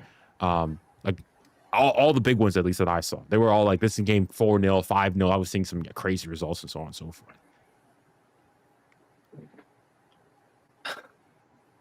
I get it. He wants to back his club, saying they're still the most important club in France. I don't know what that It's means. not true. Bro. It's not true. They're not even the second most successful club in France. Like, I mean, that's where, like, because that's the only thing they is the Champions League, their Fugazi Champions League. First and foremost, like that Champions League, if you go back, they played like what, like 7, if that, like they played like 2 games. Because the thing is, with the format back then, it was so different. Champions, I want to see how many games they actually played. Was it 1993? Yeah. Because I feel like they just didn't play many games and they automatically went through. But and you doing watch alongs for those games? What game? The Nations League games? Yeah. Which game are you going to be Nations watching? No, both France. Allez les bleus. You know, I mean, I would think. Allez les bleus. How do you say minus in French? Yeah, wait. So Moins Mbappe. Moins Mbappe. Mais pas Mbappe. No. See, that's where I gotta stop you. If Mbappe bags, if he scores a Oh, you goal, support him with France? Listen, you still like it. I don't know. I hate Mbappe I don't care that he's wearing the Madrid jersey. Like, no. No, I hope he has I'm a just saying, if he stinker. scores a critical The goal, booze cooks. what are you gonna Critical goal. I'm not supporting France. I'm supporting the French, the PSG players. And I want them to succeed, obviously. But hopefully Mbappe stay. Obviously, ACL would be the best thing. So I don't even have to see his do? disgusting. Mbappe scores a goal. Bring do it Mbappe on scores a goal assisted. If Mbappe scores a goal, okay, let's say Mbappe scores a goal assisted by a PSG player. I'm gonna be like, Oh, Dembooz. Oh, good pass. Good pass. Yes, sir. Dembooz assist. We take it, baby. Let's go, Dembooz. I just act like he's not there. He's not there. Wow, so you mentioned, yeah, so Mbappe is the one you have the biggest agenda against. So, Yeah. wow, okay. So you'd rather Bro, I was on Dogma? Reddit. No, because Mbappe is inevitable, and Mbappe is actually a great player. I just hate him. If he wins the Ballon d'Or, honestly, I would be just like this. I would just be quiet. I would just move on. Dogma, it's overhyped, man. It will be completely undeserved. At least Mbappe, if he forgets, I'm like, yeah, it's Mbappe. What can I do, man? It's Mbappe. Yamal? No.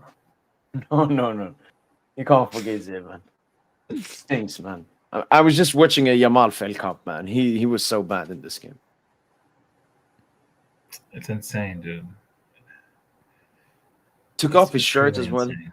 after that goal. I understand it's a huge goal completing the comeback, but have some shame, man. Have some shame. Deflection. Well, if Mbappe assists them, it's a Dembooz goal. I don't care about them. I mean, maybe, look, if Mbappe does a great assist or something or scores a great goal, I'm going to be like, yeah, fair play. That's like, that happened in the Villarreal game, the second goal Mbappe scored. I was like, yeah, not fair play. That was good Mbappe. Will I celebrate or no? Fuck it, man. But yo, I was on Reddit. And like they were talking about Mbappe, man, and I need to find the quote, man. It was such a great quote because they were basically asking, "What are your thoughts on Mbappe?" And this dude had a really nice quote. I'm trying to find it right now.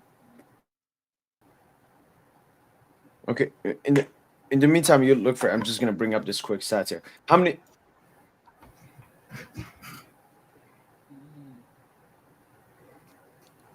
Here, Dembele again. He's scoring a goal every 51 minutes in 2025. For context, Messi's 2012 season was a goal every 66 minutes. Yeah, that's insane. But yeah, so this dude asks, he asks about Mbappe, and like this response was really good. So the response reads, "He's a legend. Mbappe is a legend, and yet somehow he never truly felt like ours. We all knew that Madrid was his true love and where he actually wanted to be all these years. He wanted to win the Champions League for the city, but it felt out of duty, his personal glory, you know, Ooh. and Yeah, he did. as opposed to actual love for the club. I think that summarizes it perfectly, man.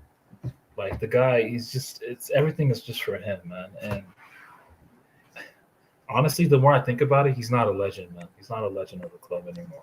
Okay, it depends. Like, what do you consider as a legend? Like, a lot of people, when they look at a legend, they think, the relationship he had with the fans, the respect, all of that. I think that's part of it, but not that big. For me, it's what have you done for the club?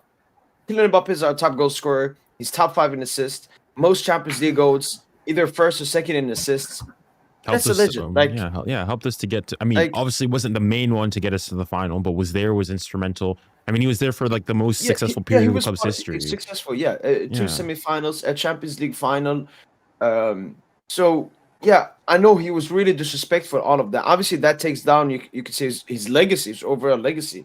No, like PSG fans tried to do the same thing with Neymar, someone who's in top 5 goals in goals, top 5 in assists, was the main attacker in that Champions League final run. Like, we can't take that away. I know he's disgusting. You can argue. Sometimes you can have disgusting legends. What can I say, man? Yeah, you can argue, but people argue Neymar's not a legend. Like Neymar, they compare Neymar to like KD, Kevin Durant. Like Kevin Durant's been at in all these franchises, OKC, Warriors, but he's not really considered a true. He's not considered a true legend. Well, first, I mean, I don't think it's the same. 2 years at Golden State. So Kevin Durant's different. Here. No, Kevin Durant is different. KD was there. KD was there for 3 years. 3, 4. I mean, no, but I'm just saying the context of it is different. Kevin Durant went to the best team. He went to the team was already really good without him, and he went they'd already won a championship without them. Neymar, when he went, when he went there, people thought if anything, like he was doing a downgrade in terms of teams. He was going to or a sideways, like a side way. He wasn't like improving. When Kevin Durant left, it was seeing it as like you're just going the easy way round. Neymar leaving Barcelona was more difficult. Yeah, you could compare KD's move to when he actually went to Brooklyn more, because he's leaving the top for an inferior club that hasn't achieved anything. Yeah, that's more comparable than his move to Golden State. And Neymar, the club he stayed the most at is Paris Saint-Germain. He's been more at PSG than Santos. Yeah. It just, But the thing is, French he PSG played fans never less wanted to games. expect him. But this is the funny thing. Yeah, he was at PSG longer. That's a fact. But he still played less games. You know, if you take an aggregate of the number of games he played, he still played less games than he did for Barcelona. Do you know how nuts that is? Did he? Yeah, I something. don't know like about that, I think Tosin. so, yeah. No, I know that he's look it played up, more look it up, games look than it up. Santos. Or maybe less league games. I don't know what it. Maybe look it up. Look it up. So I'm not. It could sure. be league games. Yeah, because No, you're right. You're right, 186 for Barca, 173 for PSG. Yeah. That is nuts. That is fucking nuts, dude. Yeah, That's Yeah, pretty I mean, you nuts, think dude. because at Barca, he didn't really like. You think of like how many injuries did he have? He had that one, the World Cup one, his first year during the World Cup, and he had a like small, but it was just injury ridden.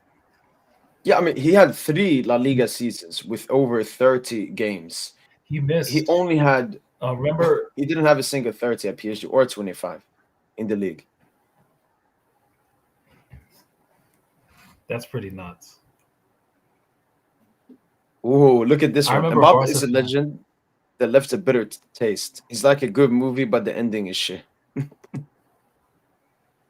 This thing, like Mbappe, it's also recency bias. It's those 2 lost. Like he just shouldn't have extended. Like he ruined it. Once again, he did it for himself because of the money and power. But he completely ruined the legacy I have in my mind here at the moment in his last 2 years. You know, I think a lot of it was in a possible PSG Real Madrid tie at the park. Does Mbappe get booed more? I said or I think it's cheered? 50-50. I think it's 50-50. There's no way you 50-50. No, or He's not gonna get you booed, think man. that's the fair rate? You think it's a No. fair rate? He was no, guys. I think you guys forget. Like there were games like his last game and whatnot when he had the Tifo like you heard boos in the park. Like people were booing him when his name was called. People were booing him. Like okay, but at least then the damage was there. I think at least us, we're here every single game. We're talking about it. We're really passionate. We're honest. A lot of them are just spectators. I I think a lot of it won't people. be that many. This is the same Mbappe. This man paid off the ultras with a barbecue, and he sued the club the moment he left. The moment he stepped out, the moment he left, he sued the club for wages or whatever. I think it's going to be 50-50. I think there's going to be people who are going to boo him and people who won't. Because, I mean, as you mentioned, you also think from the point of view, you've left.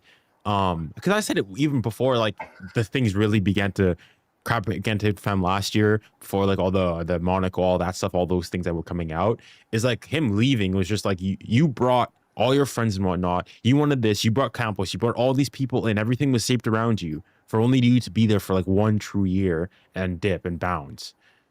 It was sort of that aspect. I mean, people will have that in their memory too. And you also have to think that recently, because it's Paris, it's France, people will also have in mind the whole the Euros where he was not really good, and the whole thing about earlier this season where he got snubbed and this, then the other, like the captaincy, like genuinely this time around, there's discussion in France about him getting stripped of the captaincy.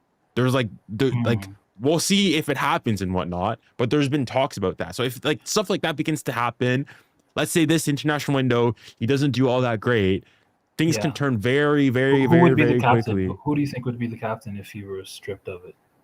Like theoretically. I mean, no. Wait, who got stripped? But he's the longest serving. He's the longest serving player. No, Tosin. I actually remember the last international break when Mbappe wasn't there. Chouameni had it.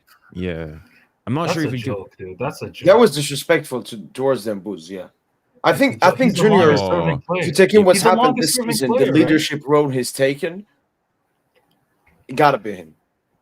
I mean, the thing is, but back then, it was like Dembouz first and foremost. I mean, wasn't as good as he is now. One, and also I think Tchouaméni is I think Tchouaméni is a more natural born leader. I think if anything, though, for me, who is actually based on what? Based on based on You the gotta- last World Cup, he's first and foremost he's a midfielder. There's the tradition of French captains being midfielders, so on and so forth. He's a regular. He's always playing.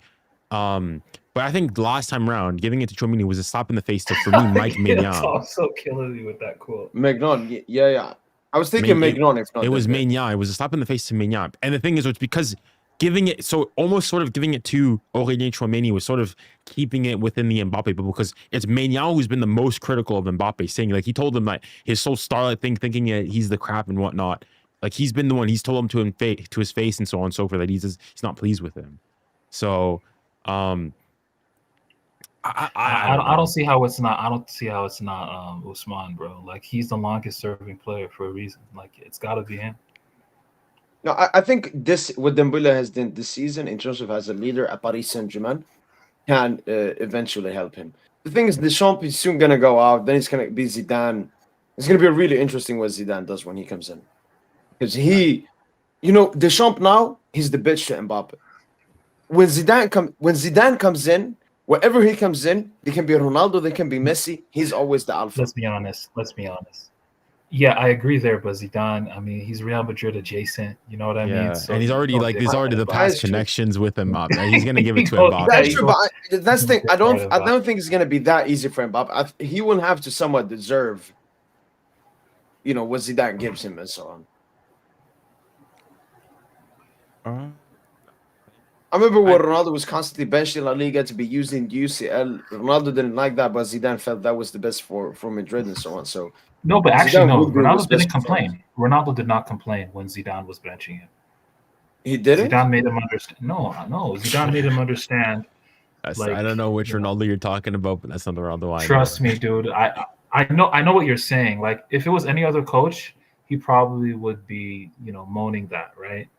But with Zidane, I mean, Zidane just has that cachet with players, man. He's a legend. As a player, he's a legend. He was a legend, so it's hard to just, go against what he says. And the one player that did go against him, James Rodriguez, that was the end of his career. We never saw him at the top level after that, so. Theo was at the game today. I mean, obviously, it's understandable because international break and so on, but I know he's twerking for a move to PSG. Would you guys take him? Yeah. I would too. Because he's a baller. Versatile as well. I mean, he's pretty. The only thing with him, I know he has a little bit of drama this season in Milan, but Lucha will quick slap Arenas. And his older brother is there. He can't be doing some stuff. I mean, that's assuming that his older brother stays here next year as well. No, Lucas is important. He just needs a preseason. He needs to get rid of that fat, get into shape, and we'll be good next. We just gotta get rid of Marky, man. The thing that shocked me is what the heck was Vincent Kompany doing at the game? No, I actually read from the Bayern reports, scouting Greenwood. Really? Yeah, because it wasn't just Kompany. Next thing was the Bayern sporting directors. They were definitely there to scout the player. I mean, and he can't be a PSG player. Interesting. I mean, I don't think. I'm not sure. Bayern Munich, the Bayern that's especially a German club. I mean, you already know, Greenwood going to Marseille, politically and so on, was the social aspects and whatnot was already tough. Now going him to Munich, I don't know. Maybe. What do you mean? Well, the whole, the allegations against Greenwood, the essay and so on and so forth. Even the Marseille mayor was I disagree with the club. You're not welcome here. You're very known. I mean, the talk is dialed down now. I don't care about all that, man. For me, it's about the football. I saw that post of yours, and I used that picture of Dembele in for my thumbnail for my post game reaction. Yeah, because I was looking at the pictures from the game. Because I didn't notice this during the game, man. Damn boots against Yeah, Marseille, I saw first it. goal. Where did you find the picture though? Get it images. If you ever need a picture, just go get it images. They Yeah, but as update it immediately. I know, but like, how do you download them though? Yeah, don't they have like the watermark? That's the thing. But like, as No, Oh, did you pay for it? Do you pay for it, or did no, you, do you obviously, have? Hey, obviously, yo, obviously you not. think? But this guy I'm doesn't pay not- to watch the PSG games. You think he's paying for Getty Images? Hey, FIFA shit. for me? No, I pay. Oh no, obviously, very legally. You use it very legally. No, Junior, just when the stream finishes, just look in the group chat. I hooked you up with something there. All right, yeah, because there's websites that allow you to download it that obviously I don't use. I know nothing about, and they definitely do not work. But it's just that the quality sometimes there's a different. No, Quality. this one the highest quality. You get it HD, as the Alright. photographer did it. Dude, man, Alright. if we play Real Madrid, Nah, biggest game of all time, and then play Barca in the final. it's not a matter of if Mbappe scores in that tie. It's probably more of a matter of when he scores. I mean, If the he thing is also, celebrates, I'm roping myself, dude. I don't think he will celebrate. He won't. He will celebrate, dude. No, he he will won't. celebrate, dude. the thing is, Tosin, I'm not even worried about goal. Because I know Mbappe. What I'm worried about, Tosin, is performance. This guy's gonna not. This guy's Zimbabwe- gonna be angry. Because he's gonna run like crazy. He's gonna try to cook like crazy. Cook Hakimi. Cook Marky Shut- as Oh, well. Mark. Oh my. Yeah, Marky Oh, can't play that game, man.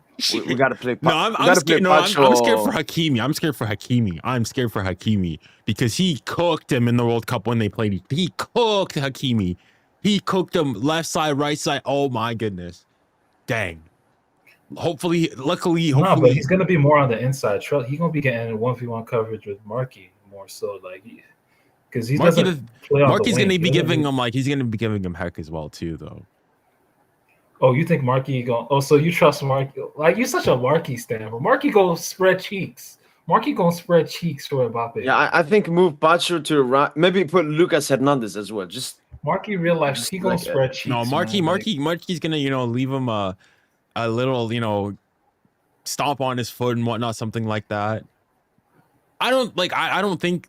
No, Marky. That's What not do you him. think? That's just What not do you who he is. That's not What do you Marky. think Marky and Mbappe's relationship was like? Man, you didn't. Professional. it's- That's all. Professional. I think it's professional, but you also think there was the whole thing of the captaincy when Mark was it last year or the year before where they had to do a vote and redo it and whatnot. I mean, I think Mbappe had something to do about that. I think there's no. Think about Mbappe's best season. Mbappe's best season 21-22. Best season off the pitch, on the pitch, as a leader, everything.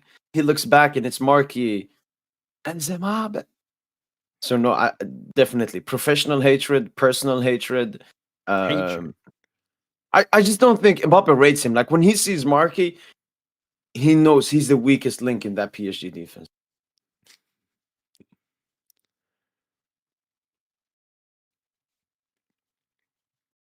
Yeah. Nah, this guy's he's gonna run, do everything. I don't think he celebrates though. I don't think he celebrates. Cause wait. Were there times where he celebrated against Monaco? No, you want to know why he will celebrate? Because he's going to get booed. You're saying 50-50. I disagree with you.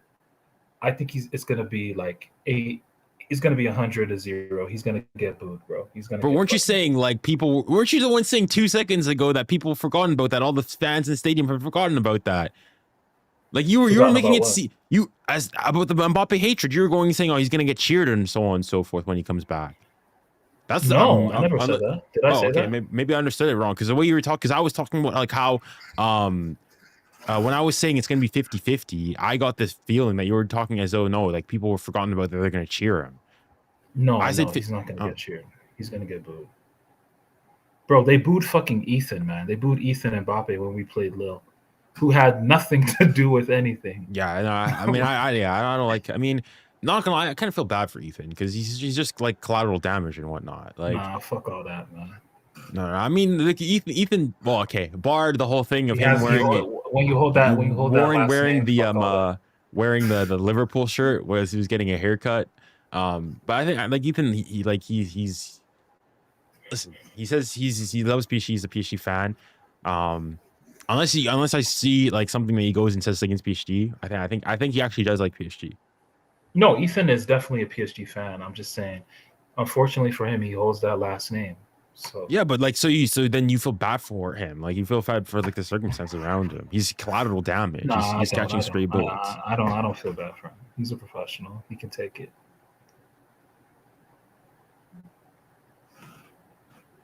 Yeah, I'm really scared that Mbappe would go and decide to drop a generational performance against us. I'm trying to think. Did he celebrate against Did he celebrate against Monaco? Monaco? I mean, Oh Not the shit! first. Is that stat real? Yeah. I just did it. Oh, so you looked it up. You did the research at all. Yeah. Yo, this is actually a crazy run. it's 22. It's not 25. Yeah. No, it's 22, right? No, so it's 22. It's 22 because Mbappe has 17. He's got 5 more than him. It's 22. Yeah. It's 22. Yeah. Even Ligue, shout out to the best league in the world. They posted this during the game. No, this one here. Yeah, that's the one I was thinking too about. 5 more than Mbappe. Mbappe got 17 as well, man. I mean, he's been doing good in 2025. No, Mbappe just stat padding against shit teams and open teams like Villarreal and stuff. No, Villarreal hadn't beaten Villarreal since 2017. You gotta respect Villarreal. I know, but they spread cheeks. I watched that game, man. Like they took the lead and then they just let Mbappe cook, man. Mbappe's second goal was very good. Even the first was really good too. Yeah. Nah, look, Mbappe is he been cooking. He been cooking, but he's mostly been cooking against fodder teams. Mostly. I mean, there was the goal against City. Or do we now categorize City as a fodder club? Do we do that? No, we can't. We get City. I mean, they're not great, but they're not like they're not Bournemouth either. Okay, Bournemouth have been okay. Like they're not. They're still a top 5 club in their league or whatever. Yeah. Well, Okay. it's not slipping now. Yo, they might hit Europa. They might go to Europa too. Yo, you know what? That reminds me of when Mbappe did the look at this guy to was it Guardiola? Dude, I said let's get Virgil. Mm-hmm. Yeah. Wrong Virgil. I was thinking Virgil Abloh. Yeah. Rest in peace to the director. Yeah, no, wrong Virgil, dude. There was another one. Look at this. Aura defending, man. Insane aura defending. Now, what should he do there, though? No, you got to relax. What should he do there, dude? Come on. Okay, he's not marking anyone, so at least I don't know. Try to block the ball. He could have tried to mark number 39. No, come on, dude. He could have marked this guy. What is he Nice. doing? What is he doing? As a centre back, you have to do You're something. blocking your goalkeeper's view dude, if he goes in front of Kelleher there. Bro, what do you mean? He didn't see. Yeah, Keller could have done better. I don't know. It's always the aura defending. Like, I mean, y'all were the one gassing him up. Y'all were the one gassing him up. it's still clear of marking, man. Still. Nah. I don't. No, not hard. He's It's still not he's hard. still clear of Markey. Let's not front. He's still clear of Markey. But I don't want that no more in my club. I'm telling you, for me, No, but Konate, honestly, I'm Konate. thinking. Nah, I want Christian Romero, dude. I want an asshole. I No, want an actual asshole. But that's Lucas, Tosin. Oh, that's you're a Spurs Lucas. fan. You're a Spurs fan. Like tell me. No, Is I Christian do Romero not want still Christian him, Romero. or- I don't or- want. Yeah, he's or still does he there. stink? I do not want him. I was Does he watching stink? the. Yeah, Does I he mean, stink now or what? he's come back from injury. He's been injured, and I was watching the Spurs the Europa League. Even Spurs, like, bro, we are. Oh my goodness, I've stopped watching Spurs. Like, we lost again today. But he's like, yes, he's no nonsense, but like this guy's gonna get you. Like, this guy's Ramos in terms of like, except he doesn't have the upside of Ramos or nearly as much of the upside. Like, this guy's gonna cost you. He's not that great on the ball either. Yeah, we don't need him to be great on the ball. We just need an asshole of the center back. But like if you think about it, like the Marquinhos Pacho partnership, it's like Marquinhos is one who's like a bit more technical, a bit better on the ball, a bit more like better at defending, like is more spatially aware, so on and so forth. Has like the better, if you want, defensive brain, whereas Pacho's more so the one that gets stuck into the tackle, so on and so forth. I can't like, and at least like Pacho, like he's that, but he's not like wild. He's not like he's hard on the man, but no, Romero, like this guy's guaranteed like 3 red cards a season minimum for him. Yeah, minimum. but I think we need that. No, I don't want that. Like he's gonna go crash out. I'm not sure if you guys remember him and during. Have you noticed? There's something called vice. Okay, you know what vice is, right? Yeah. Just having that, cleverness, how to play against the opponents, how to fuck with their emotions and all that. That aspect is very important in football. South Americans but there's some people like someone like Thiago Motta had that. Thiago Motta would tell you like trash talk you so on, but he's like he'd give you like when the ref's not looking, he would too step for the on man. you. Yeah, but the thing is though, he wouldn't go and get like crazy sent, like he wouldn't crash out. Like you saw, remember? But that's the thing though. We don't have that. Like, do you know that we have the least yellow cards? That's how it should be, bro. I don't need a Verratti 2.0 who's missing big games because of the yellow card accumulation. Like that's I mean I don't necessarily need to be the big bad team that goes and bullies you. I want to bully them in terms of like possession and like having them run everywhere, not like I'm just saying we need I don't want to be Atletico Madrid. Like Lucas Hernandez actually has that, but la grinta. Yeah, I'm just afraid he's washed. That's the reason. So we kind of need an asshole, dude. We need a straight up asshole at center back. I mean, even Hernandez is still like he's still going there. Like even like a Theo, that's one of my other things. Like Theo could crash out as well. Like sort of lose it. Yeah, Konate for me is better. Like Kuti's not that, dude. Konate is not all that, dude. Nah, I prefer Konate. Konate better than Kuti Romero, and all to mention like his injuries as well. Like it's not like he's not fit as a fiddle. Konate has injuries as well. True, but like Konate is also better on the ball. I think he's overall a better defender. Maybe he's not as hard on the man, but like, nah. For me, clearly it has to be like Kuti Romero is just like he's asking for like 3 red cards in the game. Like the thing is, sure, he can get under someone's skin, but if somebody gets under his skin, he's losing. He's crashing out. Like this guy, like, oh my goodness. Although, like, I'm not sure if you saw him, like him and Mbappe in that World Cup final. He had something against Mbappe for some reason. Like I'm not sure, you must have seen it. Like when Argentina was scoring, he was like yelling, going up in his face and like taunting him. Like stuff like that is like, I don't know. Even for me, if that's like, imagine like so when Barca's wait, who was taunting who were you so okay to? Remember when Messi scored that 3rd goal in extra time? Yeah, so he went up to Mbappe, was like at the center line, he was looking at the ball, he goes up to his face and like taunts him, like yells him, like screams at him, like celebrates right in front of him. I like that shit. We need that shit. We need that shit. You're saying that because you're a France fan. Like, I'm saying that for me, that's like there's like limit, like that's unsportsmanlike. You can't do that. Like Mbappe does the same shit. Mbappe was taunting somebody in front of their face like that. Mbappe does the same shit. No. You don't taunt in front of your, like you can taunt in front of the fans, so on and so forth. But like, because the thing is, opponent. That's the opponent. No. Yeah, like what are you doing? Look, I agree having that fucking Mbappe for me, it's like the World Cup win, that was like over the line. But like, for me, it's like if it's like, okay, if in the game Mbappe's gone and like told them like you're crap or like told them something, then Mbappe was talking trash. Mbappe was actually talking trash. No, the only thing that I think, because during that game was before Mbappe talked about how European football like was higher quality than South America. That's the only thing he said. Talking during the game, he was talking trash. Kuti Romero even said it in an interview. He was talking shit to Enzo. He was talking trash. Mbappe talks trash. Are you serious right now? No, what did he say in that game? What was he saying? It's not about what he said. That wasn't revealed. What's said on the pitch stays on the pitch, but he was talking trash.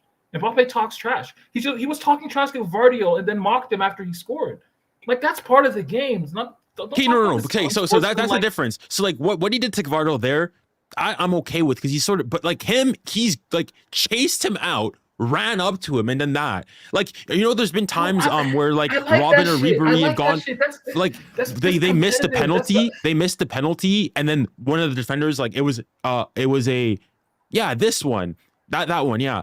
They missed a penalty and they screamed in their face. And if he does that in retaliation, then fine. Like he goes. Bro, this is banter, man. This is banter. Yeah, like he goes once. Wrong with that. He goes once. Goes no. Keep going. He comes back. He comes back though. He comes back and yells in his face again. Like for me, unless Mbappe's like for me, no. For me, that's like if you do that, it's like this: Argentina, Netherlands. Remember when they won the penalty shootout? Otamendi was like this to the Netherlands.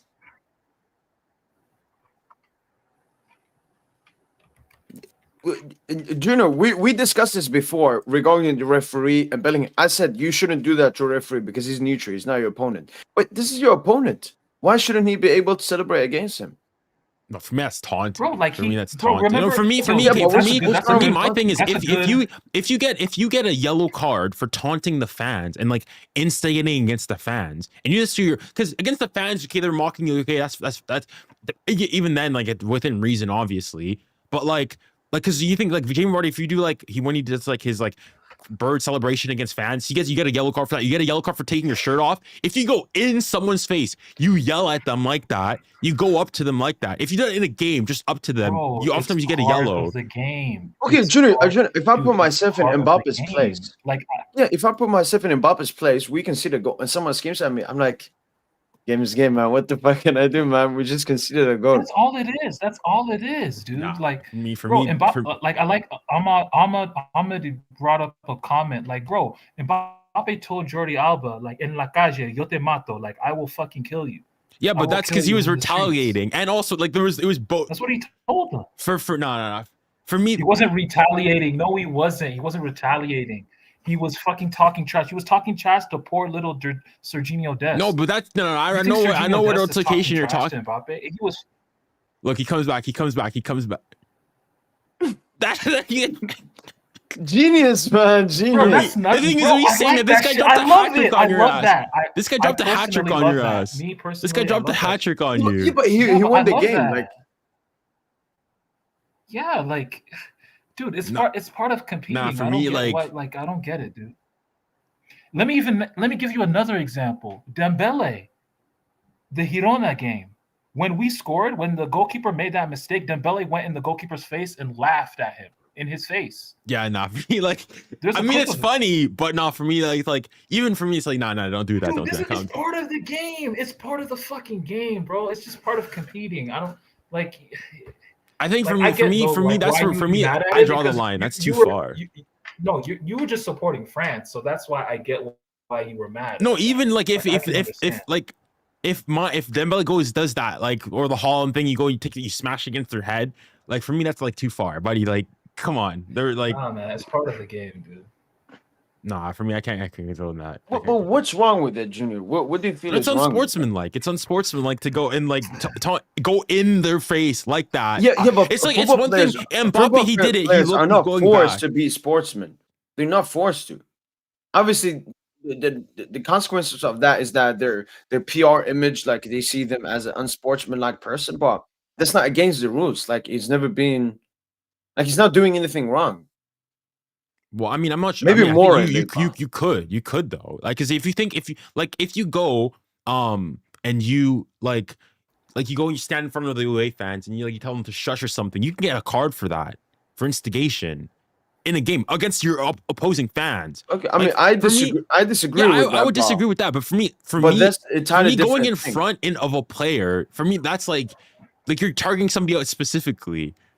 Against a group, like it's the same thing. If you accuse just a general population, making an accusation against a specific individual is typically worse than just making a generalized thing, like celebrating taunting against the fans and whatnot. Fine, but going and doing so like to a single person, nah.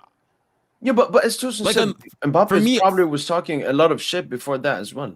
I don't think he was. Not in. I mean, you'll have to go and show me what he was saying in that game. You don't know Mbappe. for you to say he wasn't doing anything, you do not know who Mbappe is. I mean, I know he's done in the past, but in this game, I mean, I have to see what did he say? What was he saying? I mean, I'm just looking at pictures here. I'm sure you can Google it. You can Google just Google Romero and Mbappe. Like Mbappe doing shit like this, dragging his shirt, pushing him around. So no, they definitely. When is that? When is that though? Is this before or after that? And yo Mo, just Google Romero, Mbappe, Enzo. Just Google that. I'm sure you'll find a story or two.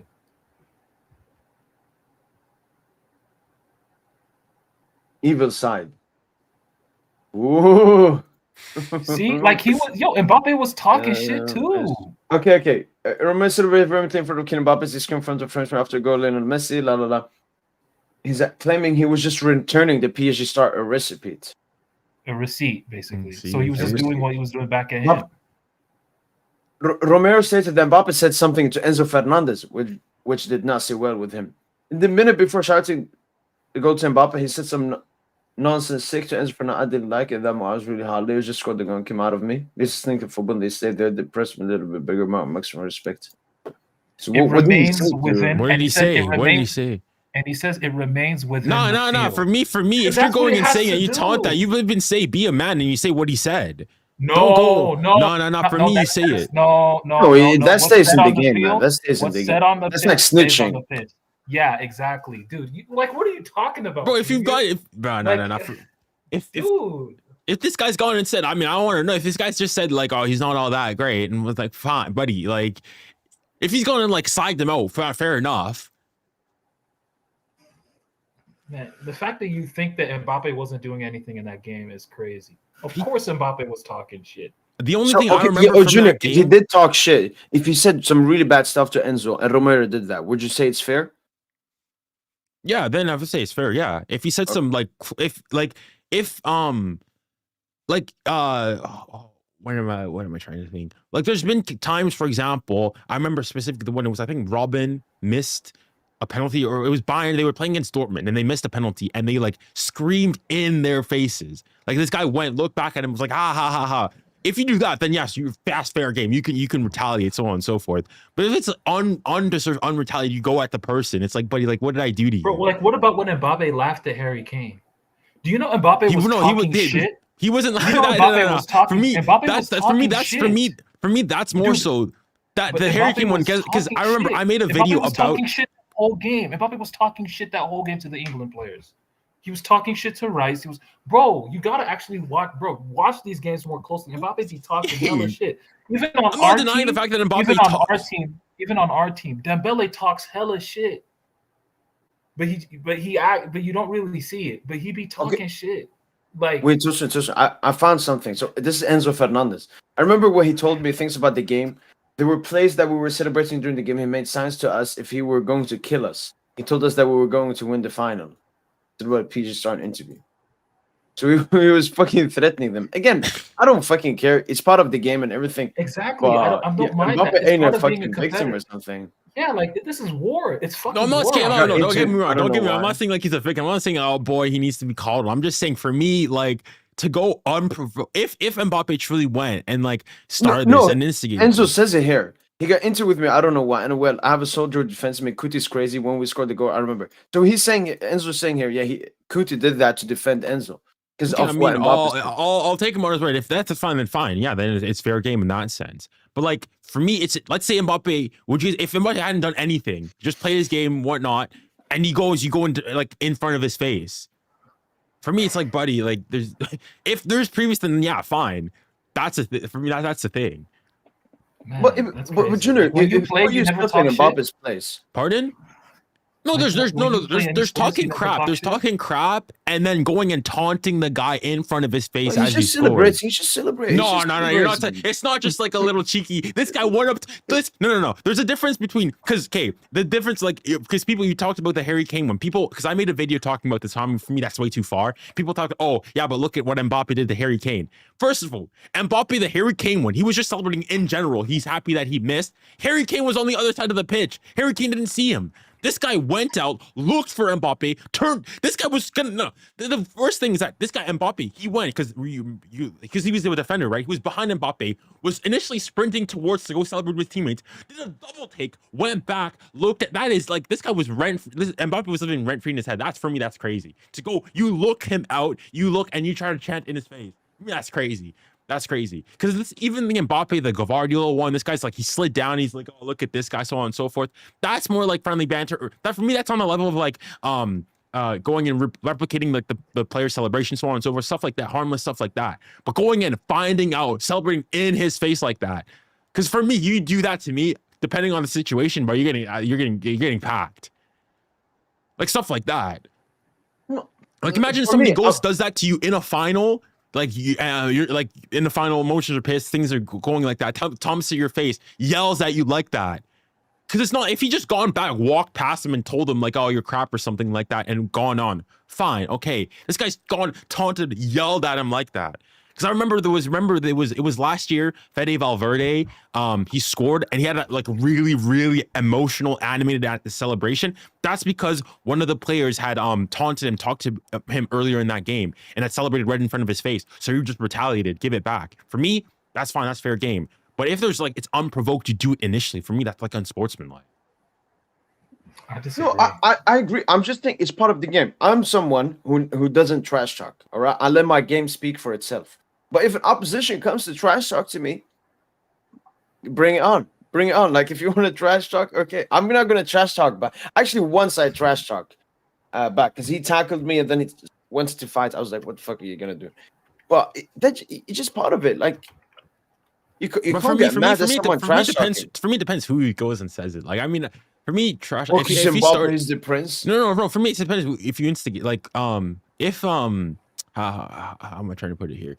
If you go and like because the thing is, especially in a game like that too, obviously, okay, you will say he won. This guy dropped a hattie on you guys as well. Like it's fine. You can trash talk when this guy's not playing well. Okay, but they won. True, like, you go and say that. But this guy goes and scores a hat. hattie on him, had Cuchi Romero on his ass a couple times in that game as well. Like there's also like moments, so on and so forth. Like buddy, be conscious of like it's shameless. It's like when Martinez was making fun of Mbappe with the baby, you know, Mbappe, so on and so forth. Like no, that was a bit too far. That was a bit too far. But for me, it's like, well, if you're fine with Cuchi Romero going and yelling in his face like that, I mean, oh, you're comparing that. One guy is doing it in the heat of the moment after he's talked. No, I agree. For me, it's not a crazy stretch. If you're fine with him going and calling, like getting out like that, then it's not a massive leap. No, I think obviously what Martinez did is worse. I'm not denying that. What Martinez did is like that's in the game. That's completely understandable. Martinez is just acting like a clown after when he got the Golden Glove, and he was fucking it in front of everyone. Like he's a bro. kid. Like he throws the ball before like people can, you know, he throws the ball in front of the player so that they can go pick it up to take the penalty. Like he does a bunch of shit, just a bunch of antics. It's part of the game. Like I remember when I was playing basketball, like stuff like I remember in high school this time I was playing basketball. This dude elbowed me right in the fucking chest, dude. Like when I was going up for a lip, elbowed me right in the fucking chest. So I just tripped him up on a fast break. I literally tripped him up on purpose, had my leg out, tripped him. He fell full speed, and then he got up immediately, came in my face, and I said, yo, your breath fucking stinks. Don't talk to me, dog. Like, bro, that's how it is, bro. Like, yeah, but that's fine. But like the thing is, though, he's instigated that, and even then, that's like fair. Yeah, like, but I don't like you're just saying that, you know, if you're saying if Mbappe didn't do, if there is no if, Mbappe be talking shit. If you talk to Mbappe's actually gonna like that. He's gonna like it if you talk shit to him, because then that gives him leeway to talk shit back. It's part of the game. So okay, so then would you say that are there any limits? So what would you say, for example? Like, I'll use the example. If you're talking about you talk about somebody's loved one, it gets crazy. If you start talking about people's loved ones. Yeah, I remember Zidane there talks about Valverde's or the Zidane one. Yeah. No, Zidane. Obviously, I'm not French, so I don't care that France lost the World Cup. But I fully support what Zidane did there, because Materazzi went over a huge line there. You can't do that, man. But then again, people are going to say that's part of the game. I mean, they'll say it worked, But like, do you guys think that, let's say, for example, somebody here should he be given a yellow? Because I could equally defend. I mean, hey, I'm just speaking. No, that was a red card. But then that was a red card. No, but as in, like, you should Materazzi been given a yellow for that, like for instigating or for something like that? No, because nobody knows what he said. If assuming that you heard what he said. No, he if the referee hears, yeah, I'm assuming. I'm going under the assumption, like other people could heard it, collaborated, and go and say that that's what he said. Because otherwise, then you can go and say that people should be allowed. Like if somebody goes and like a white player calls a black player calls the N-word with an hard ER in the game, and they crash out, and you'll go say, "I got under your skin, it worked." Then it's fine, it's fair game. That's for me the stuff. Like if it's for me, it's not that much more crazier. It's like, where do you then draw the line? If you're able to go and celebrate, did you see that clip of a player who ran straight to the referee after there was like some racial taunting or something? Do you guys remember that? Hannibal, yeah. Hannibal. Oh, it was Hannibal Medri. Oh, that was Hannibal Medri? Yeah. Against some bum team, yeah. Yeah, okay. No, Junior. No, for me, I just thought that was when we play Villa, we have to fucking smack Martinez. I don't like him as just a human. Yeah, I'm not a fan of Martinez. There's for me, even like Dembouz. I know if Dembouz scores a goal, it's like even like the whole thing of Martinez going and like kicking the ball away. I mean, I'm not even sure if that's my teammate and you go and you do that. I'm not even sure. It's like for me, it's just like. For me, there's a level of sportsmanship. Dude. For me, I mean, I get like for me, there's like a level, but like going and kicking things out, because then it's like, okay, like what about going and like scuffing up the penalty box as well? Like before somebody takes a kick, you're going to say, oh, it's a part of the game. It's a part of the game. You do whatever you take, because that's the thing. Because then people still do that, but people hate him for it. But the thing is, the consequences of doing stuff like that. People hate you. That's it. No, but you say it's just a part of the game, though. If somebody goes and scuffs off the penalty box, the penalty shot before a thing, you say that's fine. Like for me, things like going and trying to get an advantage, like even things like diving, trying things like exaggerating. No, for me, that's I'm more okay with it. But going in like this, you scored your goal, going specifically and like in front of him like that. For me, that's different. If you talk, fine. You go back, fine. So on and so forth. Like, I don't even understand. Like you're making that so much big. Like he just celebrated in front of him. What's the big deal with that? I don't get it. You're saying that as an Mbappe fan, you're heated that Mbappe. No. For me, I mean, if it's happened in other games as well. But the thing for me, that one is just because unless obviously did that you guys. This season. Pardon? Dembele did that to Gazaniga. Dembele literally did that this season to Gazaniga. Yeah, like I mean, for me, that's like I'm not the biggest fan of going and doing that specifically. Like even like the Holland, like when he goes and he like took the ball and smacked it against Gabriel. Like for me, stuff like that is not. Like you'll go and say that's part of the game, because for me, it's like, okay, then what's the difference between a player going and calling somebody like using a racial slur and saying I'm trying to get under his skin, doing that. You'll say whatever it takes. Like even honestly, my opinion about that is part of the game. But really, I mean, I'll go and say like you don't do that. Don't do that. I know that sounds wild to say, but he's doing a very disgusting and immoral thing. But yeah, for me, it's immoral. He can do if he wants to do that. He can do that. A lot of players be saying things, bro. Like I mean, KG told Carmelo, "Hey, your wife tastes like Honey Nut Cheerios, man." Word on the street is your wife tastes like Honey Nut Cheerios. Like, bro, this. Okay, but then you're fine with what Materazzi said about Zidane's sister or mother or what? Yeah, I'm fine with that. No, part of the game. Okay, so even the same thing with Fede Valverde, that whoever that player going and making fun of him losing. Part of the game. Unfortunately, part of the game. Okay, all right, fine. I guess I mean, for me that's too far. Like I mean, keep it to the. These are two men, professional. They're going at a war. This is their job. Yeah, but then keep it about that. Keep it about that. Like keep it about the game. If you're gonna go and smack talk about the game. When you can start bringing up family, that, and the other. No, but that's the even with the fans. No, thing, I can agree that it gets. They don't really care about that stuff. Up. They just want to do under that person. Yeah, it is immoral. Heavy.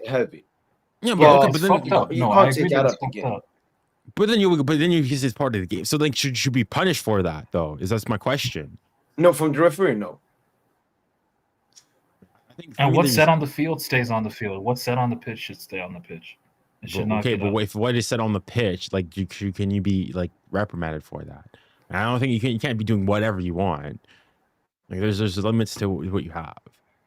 Because again, the whole thing. Because then you're getting into words. Because then you words. I know, I agree. Like for me, if somebody even if somebody goes and calls me the N word with a hard ER, for me it's like, buddy, I don't like. Who are you? Like, it's like the whole old adage: 16 stones may break my bones, but words would not offend me. Like, it's not like, who are you? It's not that deep. But the thing is, like, you should still not be doing so. Because then you get on the slippery road. Like, if somebody goes in a stadium and people are going like the whole Vinny thing, obviously for me, Vinny is where I disagree with Vinny is Vinny goes and he instigates. He goes and riles up the fans. And so there is some aspects of buddy, like you are yeah, that's why he's not a victim. He's not true, a victim. but for me, on the other hand, that doesn't condone the actions of those supporters. It doesn't justify what they say. Exactly, I agree. But the thing is, though, if you go and you say that, if you're allowed to use the ER and that stuff, when those fans go and say that, you're saying it's a part of the game. It's the fans. They should be able to say what they want. I would still say supporters and players is different. And as a player, this is even though at the end of the day, I even think football's going to work with the fans thing, man. Just eat it up, man. Just accept it. Yeah, like honestly, bro, you expect opponent fans to clap for you. This gonna sound wild to say, but as a player, like you know, racist chants should not affect you, dude. Like it's some fucking racism overrated. Like bro, it's just some fucking dude. Think about it. It's some fucking loser in the stands. That's probably no, it's not. It's not. I mean, I, because like for me in my personal life, I'm like that. If somebody calls me like that, I don't care. But the thing is, there's also like, I agree to a certain degree with you. First and foremost, not everybody has the emotional intelligence to be able to brush things off like that. Some people are not like aren't thick-skinned like that, and obviously we can go and say it's part of the culture, so on and so forth. But there's also a huge, difference in 1, 2, 5 people saying it, and that, and the difference in 90,000 people, or how many other people it is. It's never that long. It's never that many people. It's typically a small group. Okay, it's like 1 to 3. No, with the mini stuff, you can hear it's a noisy amount. Like when it's over like so thousands of people going and telling you. Thousands of people chanting what? Like what? They're calling him monkey or what? Yeah, monkey, things like that. As in, yeah, I mean, like thousands. You're saying it's in the thousands. I don't think so, dude. It's definitely a loud minority, but it's not in the thousands. There's no way. Okay, you think of a stadium like no. There's definitely thousands. Like was it Villarreal or Valencia that the main one? There was definitely times they were palpable. You could hear it. The most of the stadium saying that. It's a fucking. Most of the time, it's some drunk retard. Yeah, but then people join in with them and they say it. Like kids are saying it as well. Yeah, but I think Junior, where Vinny ruined it for himself is when he told all the opposition fans, "Yes, this gets under my skin and affects my performance." And now everyone has started doing it. It started in one Valencia game. Everyone saw how Vinny acted, and now all the opposition fans are using that as ammunition. From a moral standpoint, do I justify racism and all of this? Absolutely no. Absolutely no. The fans should not be doing that. But at the end of the day, those are opposition fans. They're trying to get under your skin, and they're going to say that. And you just have to be able to accept it. And you said, yes, some people maybe aren't thick-skinned. How do people thicken their skin? By accepting adversity in life. True, but I mean, for this entire generation now, it's all being about cry, put out an Instagram post, black people who say what you don't want to hear. Like I agree that there are things like that, but there's also like limits. Like for example, let's say that Fede Valverde one. Let's say in that game the fans knew ahead of time, so on and so forth, and they went and they started like making tifos about it and mocking him and talking about it, and the entire fan saying "baby" or like in whatever minute it was, like they lose a child and whatnot, and they started laughing, mocking stuff like that. Like, I mean, that's way worse than racism. So I think maybe you could. No, but for something like for me, if Ligue could intervene. Well, for me, if you go and you say like, "Oh, it's fine," like for instance to go and say like, for me, it's like there's a line you can't go. If you want to talk about the pitch and you're bad, fine, fair enough, that's perfectly okay. But like even the whole thing of like, if like that's a group of fans, yeah, like it's fucked up. But I'm just saying as an athlete, you got to have thick skin, man. Like in the ancient times when you were a gladiator, you had you know, if Almost if you're not everybody fighting, was a gladiator. no, not everybody, but I mean, you'd probably have, you know, thousands of people chanting, you know, kill him, do this, like whatever, you know. Same thing with Kobe. Kobe at some away arena, they you have people chanting, Kobe sucks, Kobe sucks, Kobe sucks. He lives off of that shit. Yeah, That but shit saying actually that's fucking. fine. That's the sporting stuff. Imagine he gone and like lost a child, or like let's say so like you lost your mom But and no then one's really they done make that. No fun one's of done it. that. Like That's let's say very for rare. example, like let's say they did something disgusting and like they figured out what like how old your mom was, and at that minute they all started for that minute started chanting. Having Players like don't do 60 that though. Players don't go that low. The most of the, if we're being but real, like let's say being the fans realistic. did that But stop though. saying let's say. Stop saying let's say. The fans. It's rare. It's really the furthest they'll go is really just like, you know, racist chants. I'm talking And about what is a mothers racist chant?